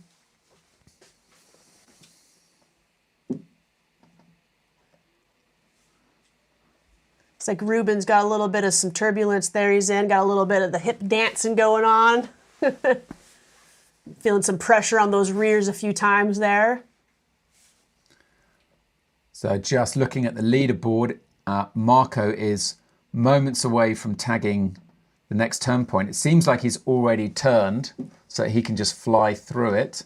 He's at 2,793 meters, so 2.8. Good height, really good height. Essentially, he's at cloud base, or the predicted cloud base from this morning. He's at like 2793. Whoo! That's a good altitude to go shooting out into the valley with, I would think, Meanwhile, who's this guy in yellow? I think. Yeah, and on the leaderboard too, it's saying we got Meta Crum in 5th right now, provisionally, of course, but she's in that lead pack. Where is Baptiste on the leaderboard? He's way back in like 10th or something. Let's see, 10th right now. But sometimes that could be just a matter of a meter, with somebody else. It's kind of like not a meaningful metric at the moment. But not leader points, at least. If you look where we are on the map, Baptiste is there on the yellow, and he's got that turn point. Yeah. But that could be a little bit of strategy of just kind of chilling back a little, not needing those lead points right now. And then when the moment comes, he's going to unleash it. So it's interesting. It's kind of a little bit of a replay from yesterday. Baptiste in front, Marco Sommerfeld behind here on the ridge. So I wonder what Marco's in his mind is. He'll be keeping an eye on Baptiste for sure, because he's not going to make the same mistake of just deliberately not following him. Right. He's going to be keeping an eye on Baptiste for sure. So he's be thinking, where's he going to go? What line is he going to take? Yeah. And look, the thing the tracking has just updated, and it seems as though Marco he's at 2.7, and Baptiste is at 2.6. So they're kind of wingtip to wingtip almost. Yeah, they're right there with each other. So.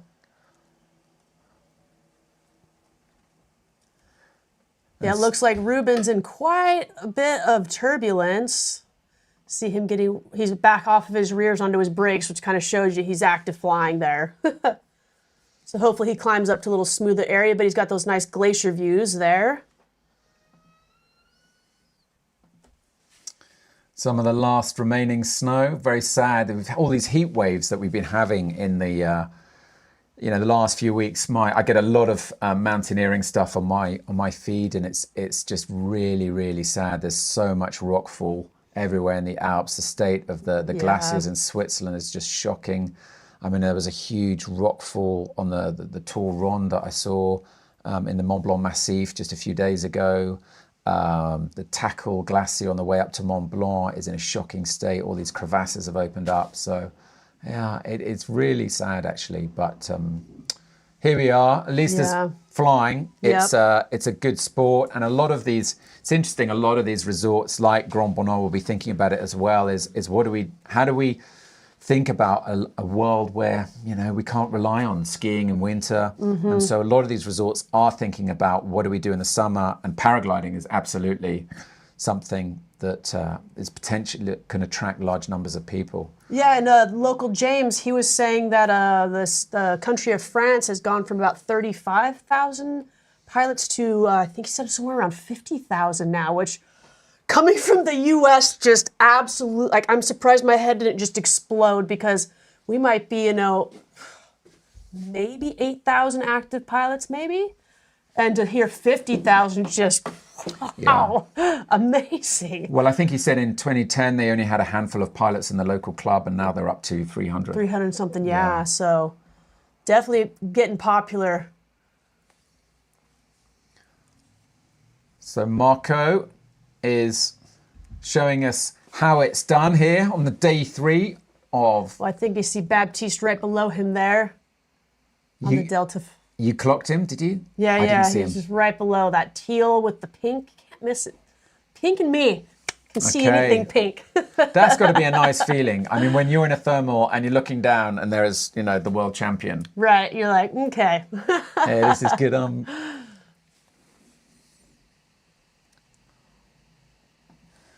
So at some point we need to have our fixed plan for when we cut and run. So as you can see, we're in the studio, in the chalet studio today. Yesterday we were in the van studio. Today we're in the chalet studio. And so at some point we will cut and run to the landing field to make sure that we can capture all the action as they come into land. And it's probably going to be a day of drama and excitement like it was on day 1. We're going to see loads of pilots coming in all together.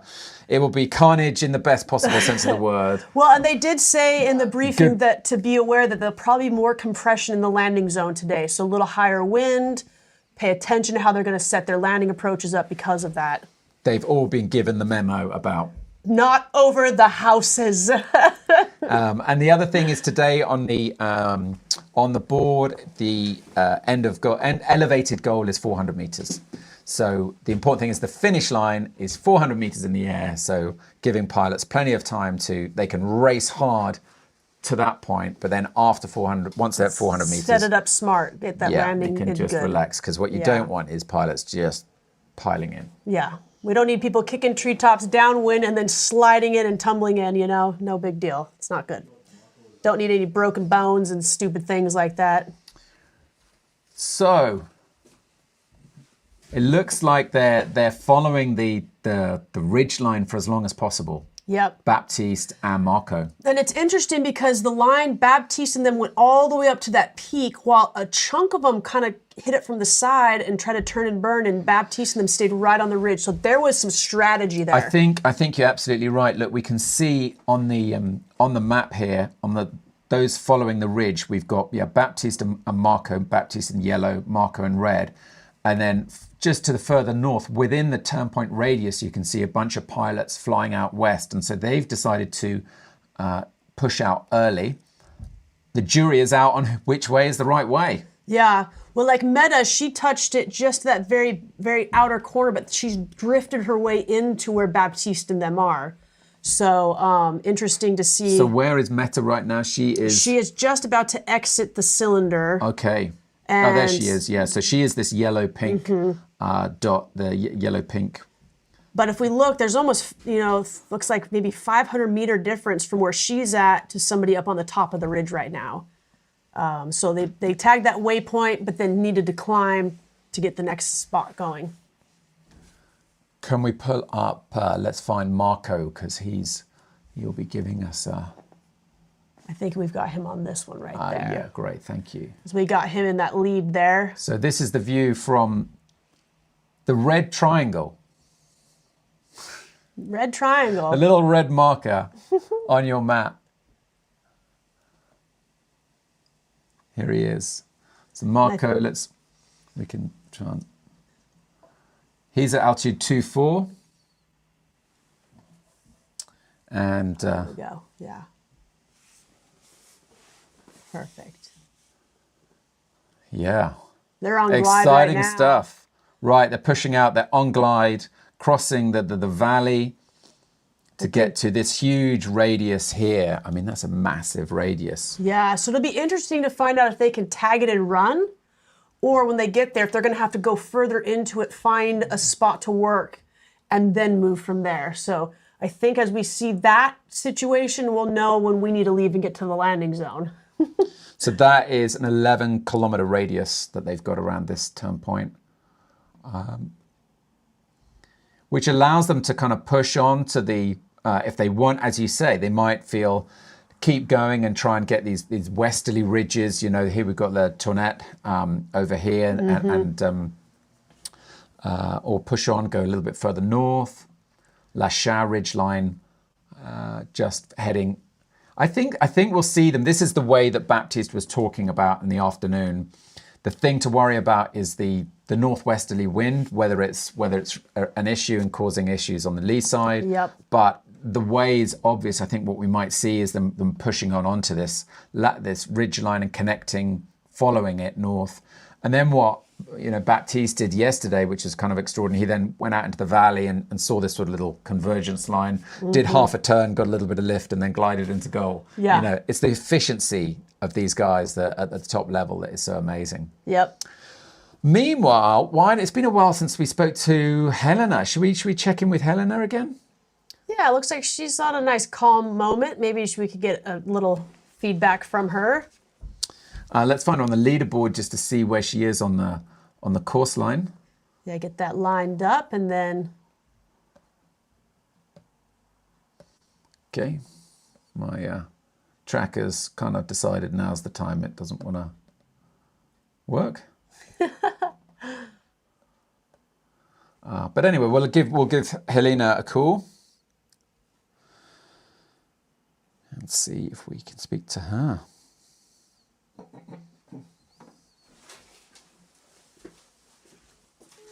Maybe we get her up on the. We've got Mark still up there.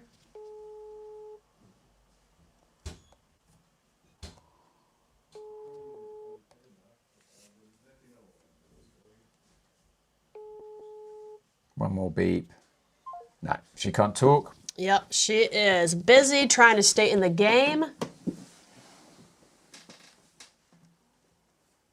So let's see where we can see Mark Janaway here. Maybe Mark, we can talk to him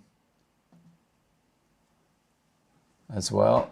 Let's just see what he's up to and see if we can find him as well.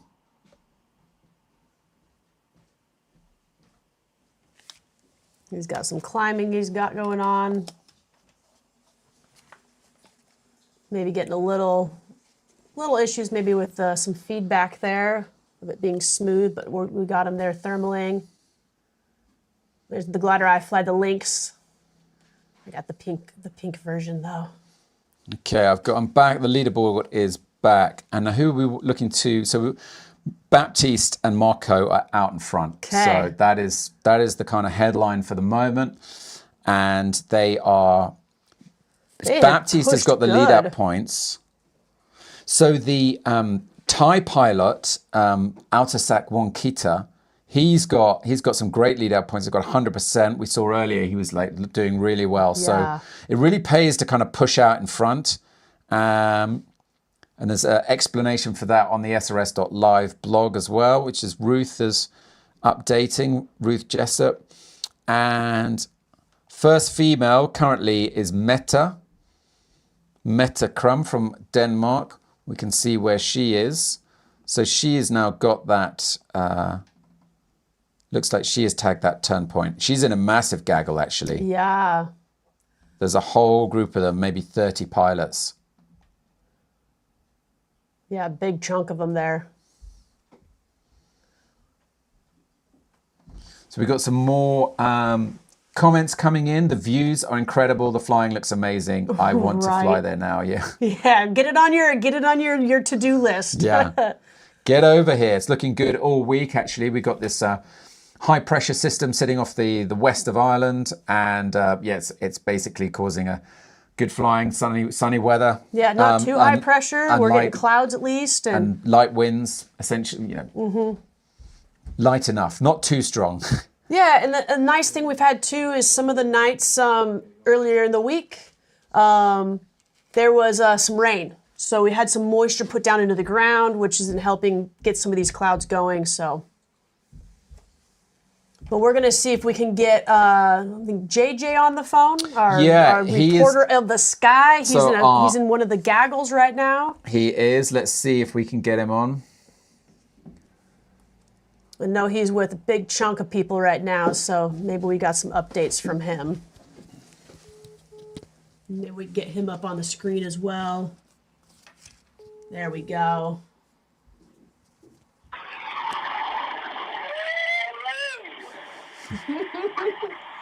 Yele, where are you? Who are you with? I'm right behind Captain Bravo. I believe right next to me is Paragliding China and French Alps.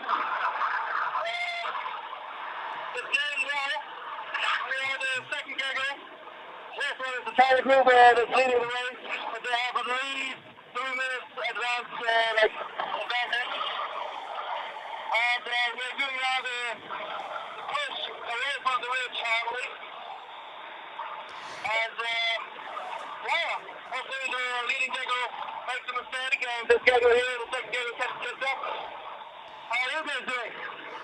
How's the flying? Is it quite rowdy, or is it manageable? Is it quality flying? It's worse. Well, I was expecting worse. I was expecting more north wind, but sometimes we lost some wind, or it seems like I have to win from the galaxy. Here's where we are. Just to put in from every side a little bit, but it seems manageable. But for example, now we're pushing against the wind, like a little bit sideways. Almost full speed now, we are only on full speed. So we have to ride from like 15 kilometers per hour headwind. And pushing against us. JJ, great stuff. We'll leave it there. Thanks for the update. Safe flying, and we'll report back later. Bye-bye. Yeah, not the crispest. I've heard better lines. It's funny. It reminds me, last night we're talking with Luke Nicol, and he was giving Aurelius a hard time by having a radio that was just terrible. Wind noise, and how important it is in team flying. Communication. He was talking about it on the interviews right at the beginning. How important the communication is when you're flying as a team, and there's always someone who's got a terrible radio. And Aurelius, when he's on, he's just like. Like, are you eating the microphone? Millie, what did you get from that? Did you hear anything? Yeah, so it sounded like they have a little more west than they thought. They thought there'd be a little more north, maybe at least in the layer that they're flying in. And he was saying about 15-kilometer headwind, or wind at least that they're in. So a little less north than they thought over there, but doesn't mean that as they travel across the valley that north isn't going to be greeted from the Annecy Valley or anything. So. I think the main thing is he's flying. It's the conditions are better than forecast. Mm-hmm. They're having fun. He's in the second gaggle, so it gives you a sense of what's happening there and the excitement. And the day is on. The day is working. We're day 3 of SRS, and in the lead we've got Monsieur Baptiste Lambert, the young world champion pilot, World Cup winning pilot, and local extraordinaire pilot who is showing us once again how to do this. Brett Janaway, the series organizer, told me earlier in the week that normally, or quite often, the World Cup pilots, when they come down to SRS, they don't perform well. Maybe they're overconfident, or they're not used to flying the ENC class. This is true, yeah. But obviously, that doesn't apply to Baptiste. Well, he was saying in the landing zone yesterday that he doesn't just fly the Enzo for fun. He actually flies that for comps. And when he's training and flying, he's actually not on the Enzo when he trains and flies because he says he has more fun. And if you're used to flying an Enzo, yeah, if you're on a Delta 5, this is going to be super relaxed flying. You're going to be out there enjoying, cruising a local area. Hi, Mum. Hi, Dad. And actually, speaking of Mum and Dad, Dad is also in the race. So he's his teammate Cyril. And Mum is also a former. I think she's absolutely still a pilot. She used to fly in the World Cup back in the day. So clearly, it's in his blood. In the blood. And so also something Brett said is, his son Mark Janaway is now third generation pilot. Wow. So you're seeing, incredible. So Brett's dad was a hang glider pilot way back in the 80s or something. Yeah. So this new generation, it's really cool to see them coming through the ranks. Okay, they're motoring along here. Look at this, Brett. We are not Brett Baptiste. We're not getting the speed metrics here, but we can see it's, fast. They're on a good glide, yeah. Marco's right behind him, and Mathieu Muzelak I don't know much about Mathieu. I think he must be a French pilot with a name like Mathieu. So we can't see. Yeah, he's a French pilot, so good to see we got two French pilots in there showing us how it's done. We're going to have a look at the waist column in a second to see how efficient those two guys are. What a day this is. And I think we don't want to leave it too late because, when we know from the last 2 days that when Baptiste has the goal in his sights, he's full bar, and they're there so quickly. And they're almost to that next waypoint. I'm going to zoom out here. So, yeah, I think it's time that we should start thinking about heading to the landing field. Yep, so we can catch these guys coming in. And I think we're going to get a decent amount of people into goal as long as this last leg of having to play the flats and the ridges with lee sides comes in. I think we're going to get quite a good goal day again. So what was the task was 60 kilometers, so they're 15 kilometers away. Yeah. So that is nothing. Yeah. If you're at 50 kilometers an hour. But it looks like Baptiste is just about to enter into that waypoint cylinder. If he turns and burns, is going to be I think he turned and burned. He did. I just saw that live update over there. I think they hit it and they're on the move already. I'm looking on to see on the wastage score. Because he looks like he barely went pink. Maybe just threw a hip into the cylinder and was out. It hasn't quite updated yet.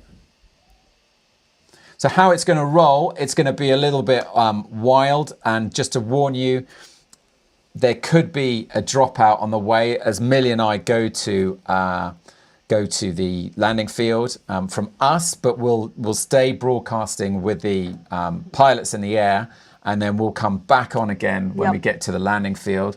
So just looking, Baptiste, his waist on that one, that can't be right. It's saying it was 2,002 kilometers. Yeah. Yeah.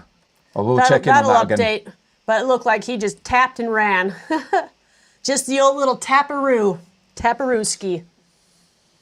And they are like cruising their way back to their last waypoint, and then goal will just be into goal. Yeah. So interesting, an observation that Ruth has made. Let's not forget Marco Sommerfeld is on a higher performance glider. So Marco is on, what does he fly? He's... I can pull that up here. Pull that, that'd be interesting, but his is slightly higher performance. But he's also going, maybe I should follow along a little bit with the guy who knows what to do, He's at altitude 1,600. Baptiste has got a little bit more height, 1,700. Yeah, we need to cut and run. Yes. So bear with us, and we will see you on the landing field. Do not go away. Stay tuned to all the beautiful scenery in the meantime. And some of these pots are going to start coming in. Marco Sommerfeld's going to be coming into the landing zone. So maybe you guys will see us via the helmet cam too. So we'll see you very shortly. Don't go away.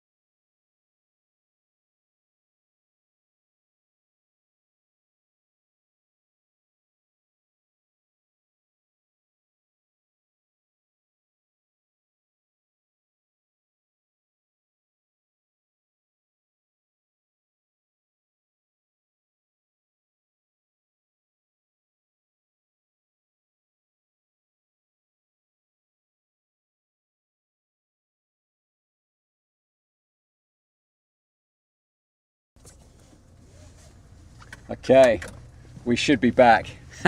We've got the live up on here. And yeah, so they are on their way. We're going to be at the landing. We can see Marco in the air. So I think the command is Marco, hit it. Yeah. We can't hang around. We got the Baptiste and Marco in the air. They're going to be landing very, very soon. Yes.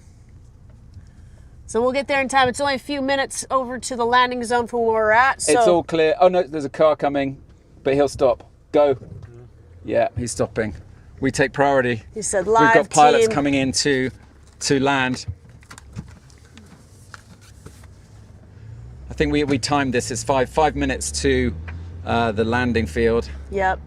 And we're going to just jump out, aren't we? Yeah. They'll chuck us out and then they'll go park if they need. But they're making good progress. It looks like Baptiste really pulled away from everybody. So How's he managed to do that? I think, don't you know, know. there are some pilots who just fly literally like a bird of prey, in the sense that they can just sniff out those kind of just little whispers, those little bubbles of warm air, Yep. do half a turn, get a little bit of height, and then glide, and Just have the feel. Oh, but yeah, he's peeled away from them, and he's just on. Maybe the other guys thought they needed more altitude, but we're gonna find out soon enough in the landing zone. we are going to find out very soon. So we've got Marco still in second. Yep.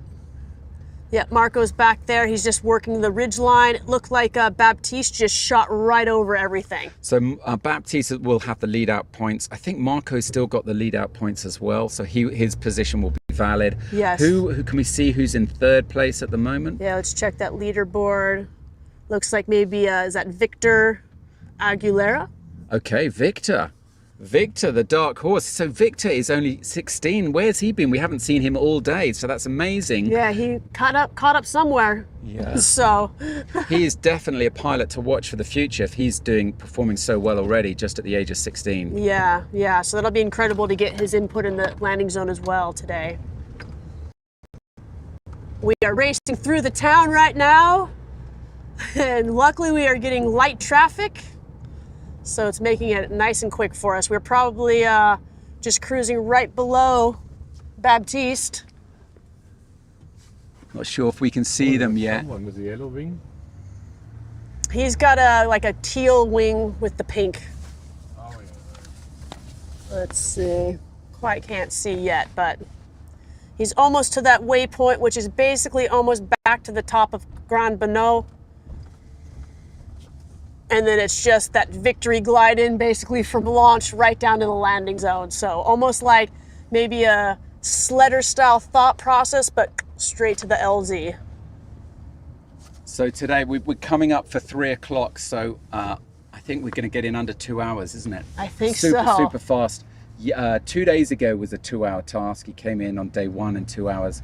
Yesterday was a little bit longer. And now 1 hour. It was a sprint. We've been going 1 hour 40. Yeah.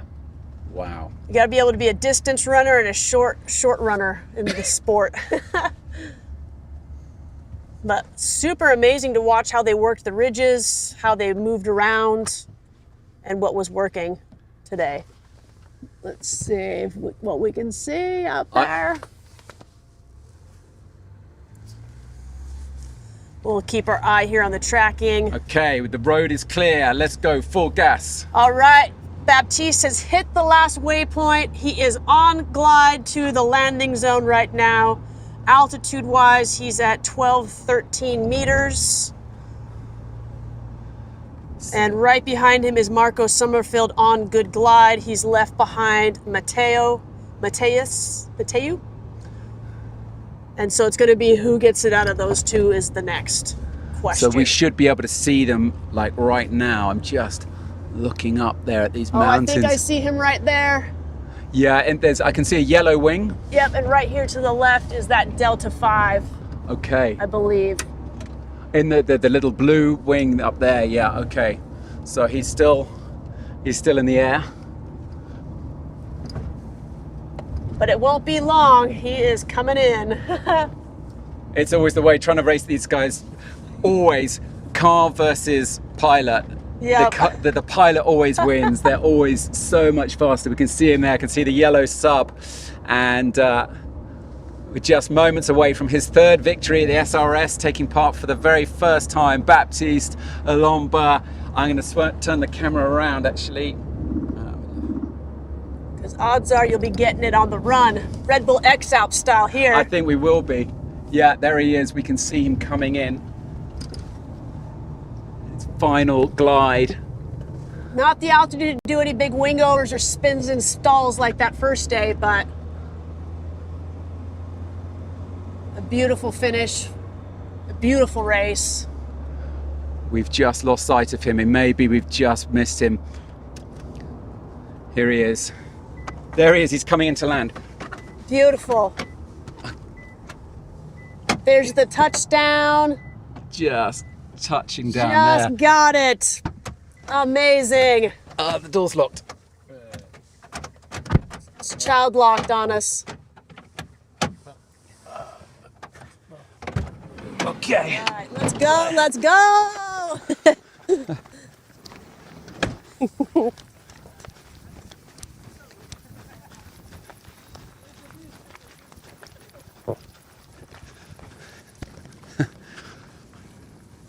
Baptiste.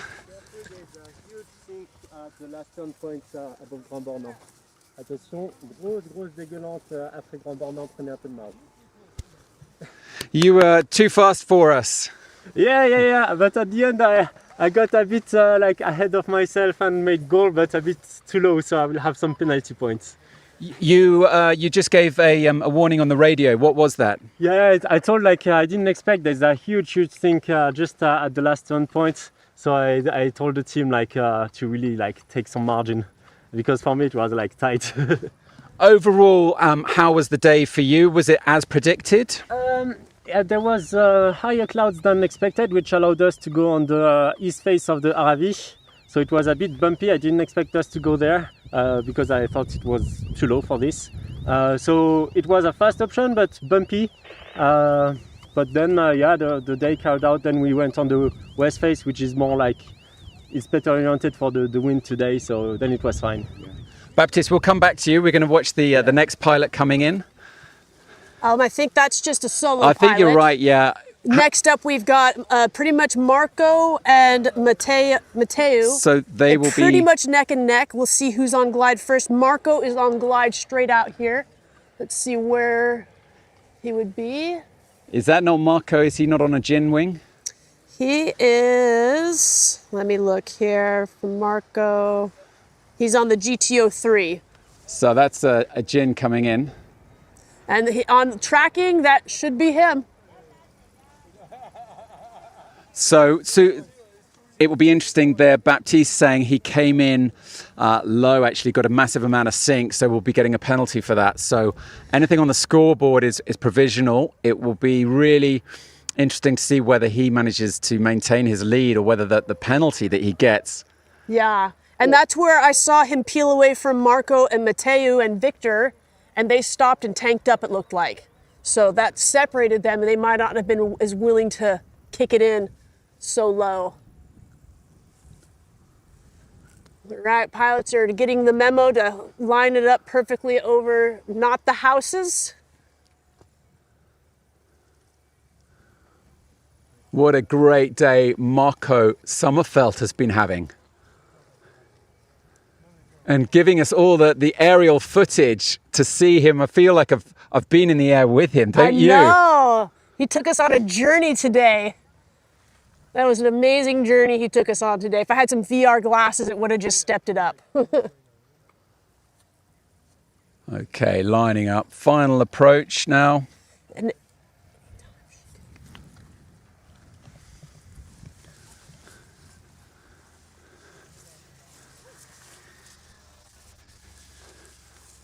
Marco Sommerfeld has landed. Second pilot to land. I'm not going to say in second place, of course, because we don't know the rankings of course, yes, until all those all-important lead-out points are defined.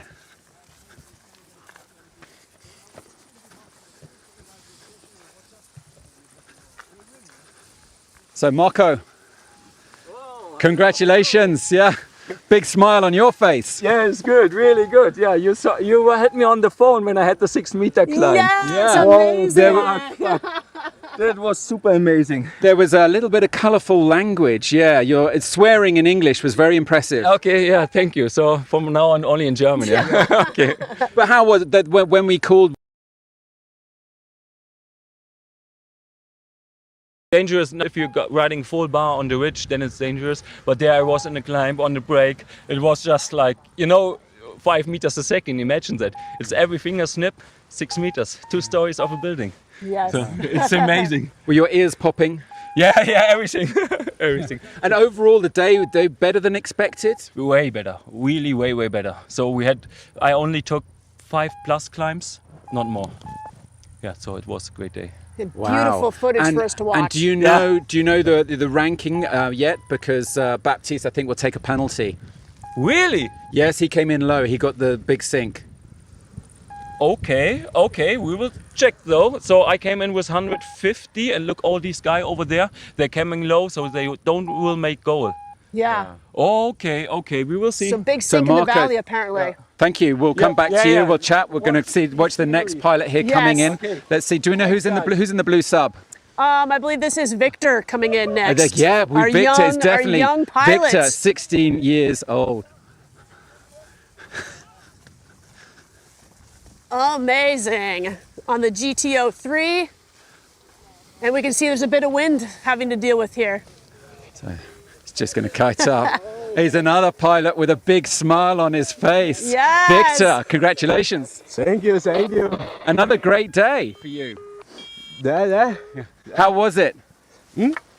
I'll let you sort your wing out and we make a little interview. Because there are lots of pilots coming in. Yeah, great to see that fantastic camaraderie between pilots. I mean, they pretty much spent the day together and built a kind of a friendship in that competition mode. Wind is quite, the breeze has picked up, the valley breeze. Yeah, you can see that ground speed is quite high. So Victor, and for people who don't know, Victor is 16 years old. So a fantastic performance, keeping up with the lead athletes. Can you describe how it feels now? You've landed, you're feeling really good? I come in the fly with the group and I decided today flying in this mountain and with the group. And I'm going with Baptiste, this incredible guy. And the final glide, he goes so fast than me. I cannot go more fast than this.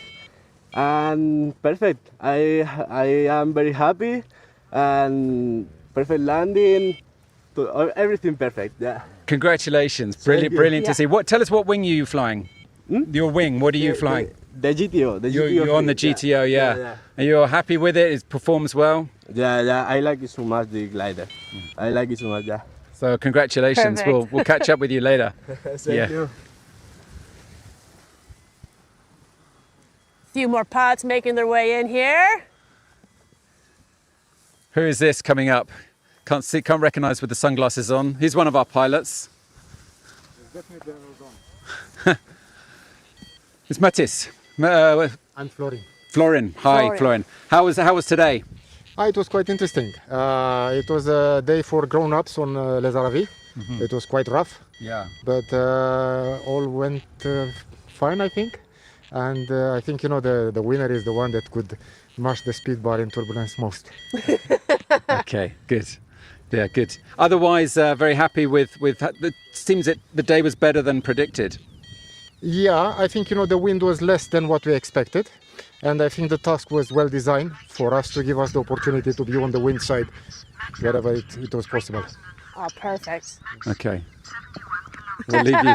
We'll let you get all out of that submarine harness there. Thank you very much. Yeah. Congratulations Thank you, today. The last kilometers, it was quite low.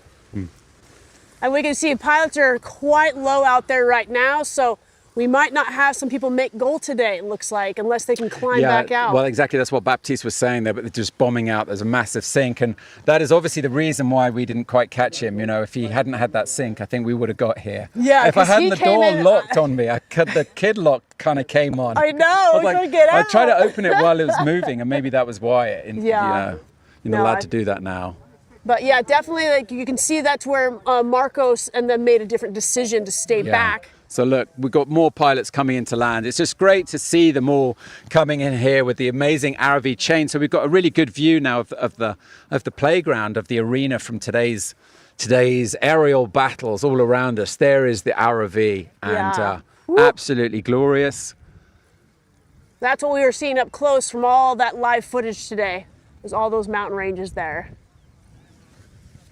But you can see all these pilots have quite a big tailwind coming in with their ground speed, so hopefully they consider that in their final turn in so that they put themselves on the correct side of the landing zones here. Oh, someone's coming in a little bit low.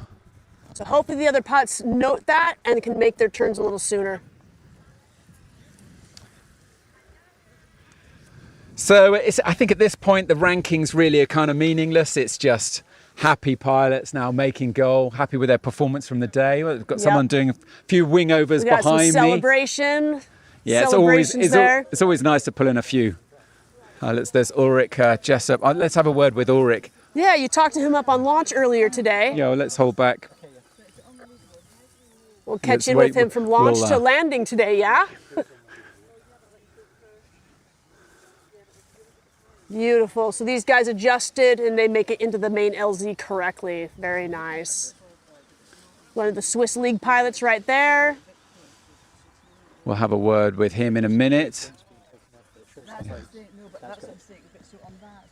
And a few more pilots coming in and thinking about this wind on their landing approaches, which is super nice to see.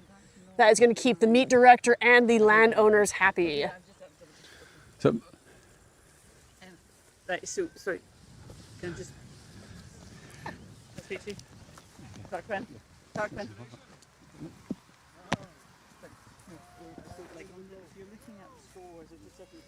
Perfect. We got some yeehaws coming in. We got some happy pilots. Hey, Frederick, it worked. They've all spaced out well. Yesterday we bumped at this time. I pushed maybe too much at one point, and then I was low at L'Accusat at the way back, and I was first. I was in front. And I thought, no, this time I do my own shit. Yeah, you're right. I also do my own most of the time because when you have nothing to lose. Hey, the whole just team go. is coming in. Super job. Thank you. C'était super, les lead-out points, excellent. Hein? Ouais, aujourd'hui c'était. Today it worked perfectly, yeah. Yeah. So you've many lead-out points for you. You pushed out a few times. Yeah, I pushed out many times, but I'm not sure if I will be in time. I'm behind, so we will see in the ranking what the leading points offer to me, actually. But yeah, I try to push more because basically yesterday I bombed out, so I had nothing to lose since we have no discard here. So I had no pressure to push, actually, so it was fun. And it seems like it's more enjoyable, the flying today compared to yesterday. Of course, yesterday you bombed out, but it seemed to be working better. Yeah, it was working better, sometimes too much better, because on the start it was not very pleasant. And I still had fun yesterday. I bombed out, but the task was great. We did a mistake, but it's part of the game, so... No, but today was really great, but the start was not very pleasant. We were on kind of the east side of the RAV, so it was quite turbulent. We were very happy to go, actually. Well, congratulations, Frederick. Thank you very much. Fred Monet. There we are. That was one of our lead pushers of the day. You're not here, okay.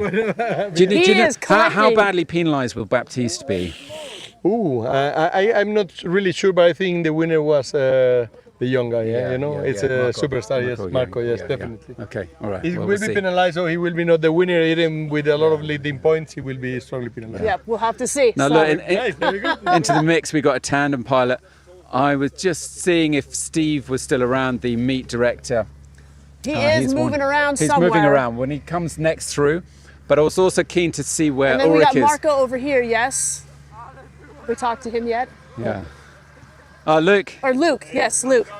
Hey, how was it?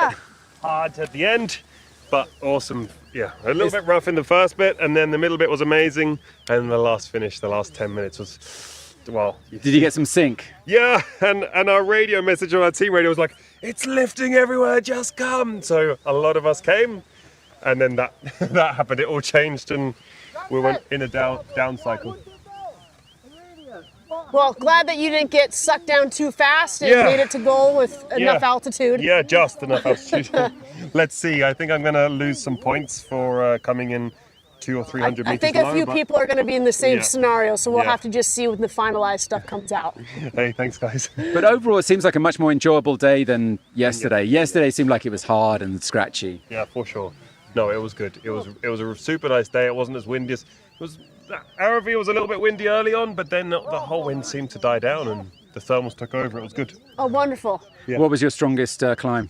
I think 4.5 or 5 meters. Yeah, not crazy. We spoke to Marco. We actually called him up, and he was literally in a 6-meter climb. Really? As he answered the phone. Yeah, he took a nice route back. He did a different thing to everyone else and got really high on the RVs in the beginning and then stayed at cloud base, and that's how he managed to jump Yeah. almost everyone. That was a super nice move. Great stuff, Luke. We'll let you get out your kit. Thank you. Yeah, you must be sweltering. Yeah. Get off the wetsuit, basically. Yeah. So we're hearing on the grapevine. So if you're looking at the results on SRS.live, don't ignore them for now. They are provisional. I think we're going to have a lot of movement and Baptiste changes. is going to get heavily penalised for coming in low. He got a massive sink just over the town. The new rule is this year, elevated goals. So you have to be 40. The goal line is 400 metres up. And if you come in super low, if you come in just a little bit low, it's not so bad. But the lower you get, the more the penalty. The percentages start to really increase the lower you come in. So it'll be interesting because then we're going to really find out what these penalties are coming in low. So pilots, if they can know that ahead of time, make a better decision. But it seemed that kind of caught him a little surprised. Yeah. So what can we see behind us? They're coming in thick and fast now. Gosh, look at the speed of that submarine. That ground speed is just... Yeah, downwind, you can really see some of the speed. Hopefully he can get around those trees here.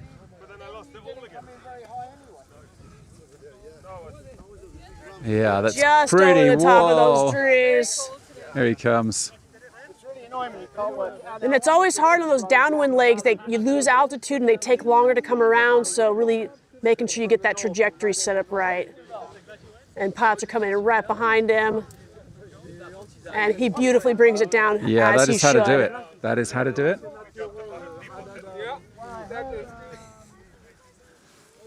Great atmosphere here on launch. Look, there's Simon. Is that Simon?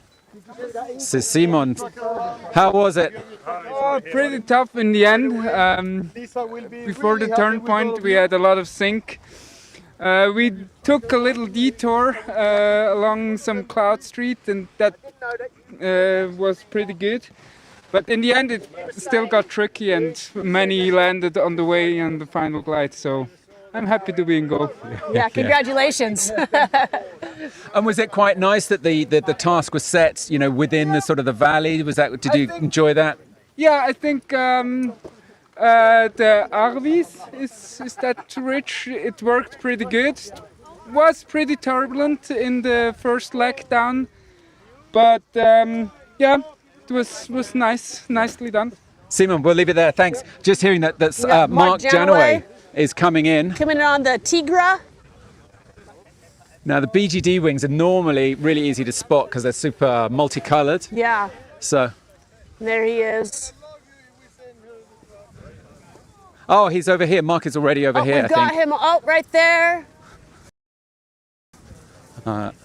We can see the eyes of the Tigra there on the glider. So he's just kiting round.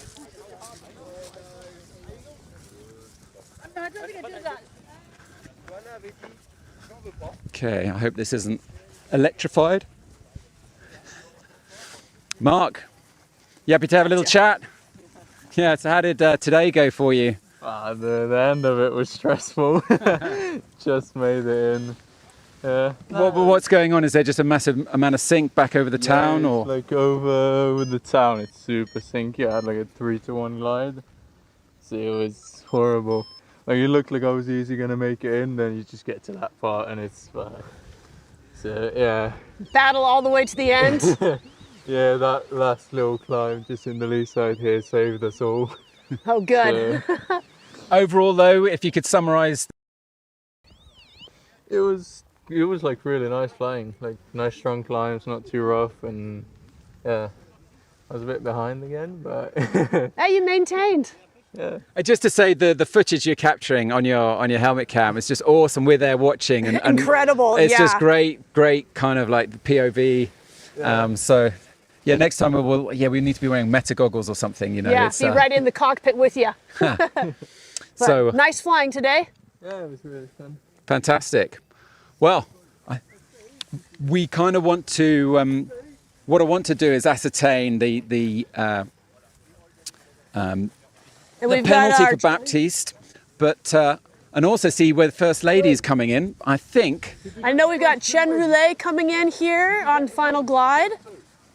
Has Meta come in yet? I haven't seen if... Let me check the board here, because hopefully she didn't get caught in that sink out fest out there, which it seems like a few pilots did, right? So let's check this leaderboard. So she's back in 25th. Oh no. Let But Chen me Roulet check. has just landed, I think. Oh, no, Let's- we got her in 15th so far, landed. So maybe she is here in goal. Okay, so let's see. Keep our eyes Oh, who's here. that? Is that Meta? Yes, we've got Meta right here. Is that Wonderful. Meta? And it looks like she is the first lady, at least on Meta? the provisionals. Is that Meta? Yes, it is Meta. Oh, if you're stripping up, we'll let you. We come back, or yeah, we come back. Let her. We give her. So we'll give Meta a couple of minutes to sort herself Okay, out. perfect. But look, here's the race director, meet director. Steve, can you give an idea of the penalty Baptiste will get? No idea. Okay. It depends what height he crossed the cylinder 400 meters up. So with. how does the penalties go? It starts with almost nothing, and the closer you get to ground, the uglier it gets. Ulrich knows much better. Okay. There. I will Okay. talk to him. Seeing as Ulrich is there, let's go and have a word with him.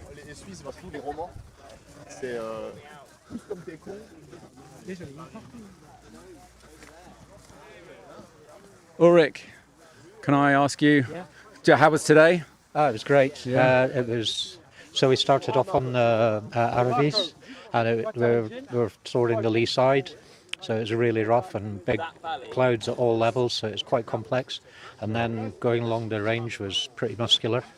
And then after that, it kind of calmed down a bit and it was a bit more regular. Came back along the RV, and then back along the RV, and then finally I got a great climb and cut a corner, which put me in front of most of the people, and then round here. Just that last turn point's a bit scary. It's really sinky. And Yeah, so Baptiste actually came in. He was first to goal, but he'll how much of a penalty will he get if he came in Quite low? low. if he was low, I mean, if he's maybe 100 meters off the ground, it won't be too bad. It's maybe, it's a few points. 150, it's almost nothing. But if he's below 100, it starts to rack up. I think they're shown in the scores, but I'm not sure. I'd need to check. Yeah, we'll wait till the scores are updated. But yeah, thank you. Yeah, thank you. I'll let you know. Yeah, brilliant. Let's see if Meta is free again. We'll have a quick Yeah, word. now that she's de-layered a little bit. So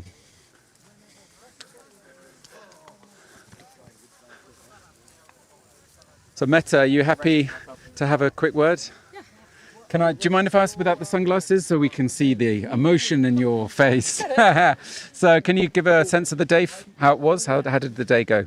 Windy and bumpy and tricky, yeah. Tricky legs, especially coming back was very windy. So we had to just, whenever we had a strong thermal, just take it as high as you could. But it seems you're having a great SRS. I mean, 3 days in a row. Am I first lady today? Seems so far, I think so so. yeah. Well, there you go. Yeah, so great job. What's your secret? I just follow the leaders. I'm sure there's more to it than that. Well, I'm still learning, so I'm just following the leaders. Trying to keep up. And was it a more enjoyable day than yesterday? No. Yesterday was better. Yeah, it was better quality yesterday. And it was cold at cloud base. So, yeah. Well, great stuff. Well, congratulations again, and we'll catch up with you later. Yeah. Wonderful. So.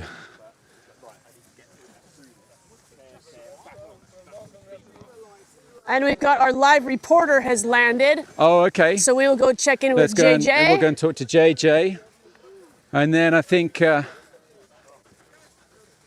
we'll be getting wrapped up a little bit. I we will be getting wrapped up. Yeah. An exciting time down in the landing zone though today. Lots of excitement. Lots of teammates high-fiving. Oh.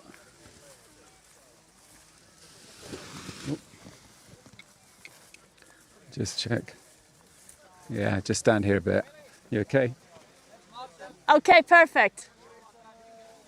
We are being identified who our live pilots are, so we can talk to them. And just standing here just in case this wing reinflates. He's okay, I think. Beautiful. Where's JJ? Well, we've got our live pilot here. Yeah. Hey, how are you? Good. I survived the weather today. It was very bumpy.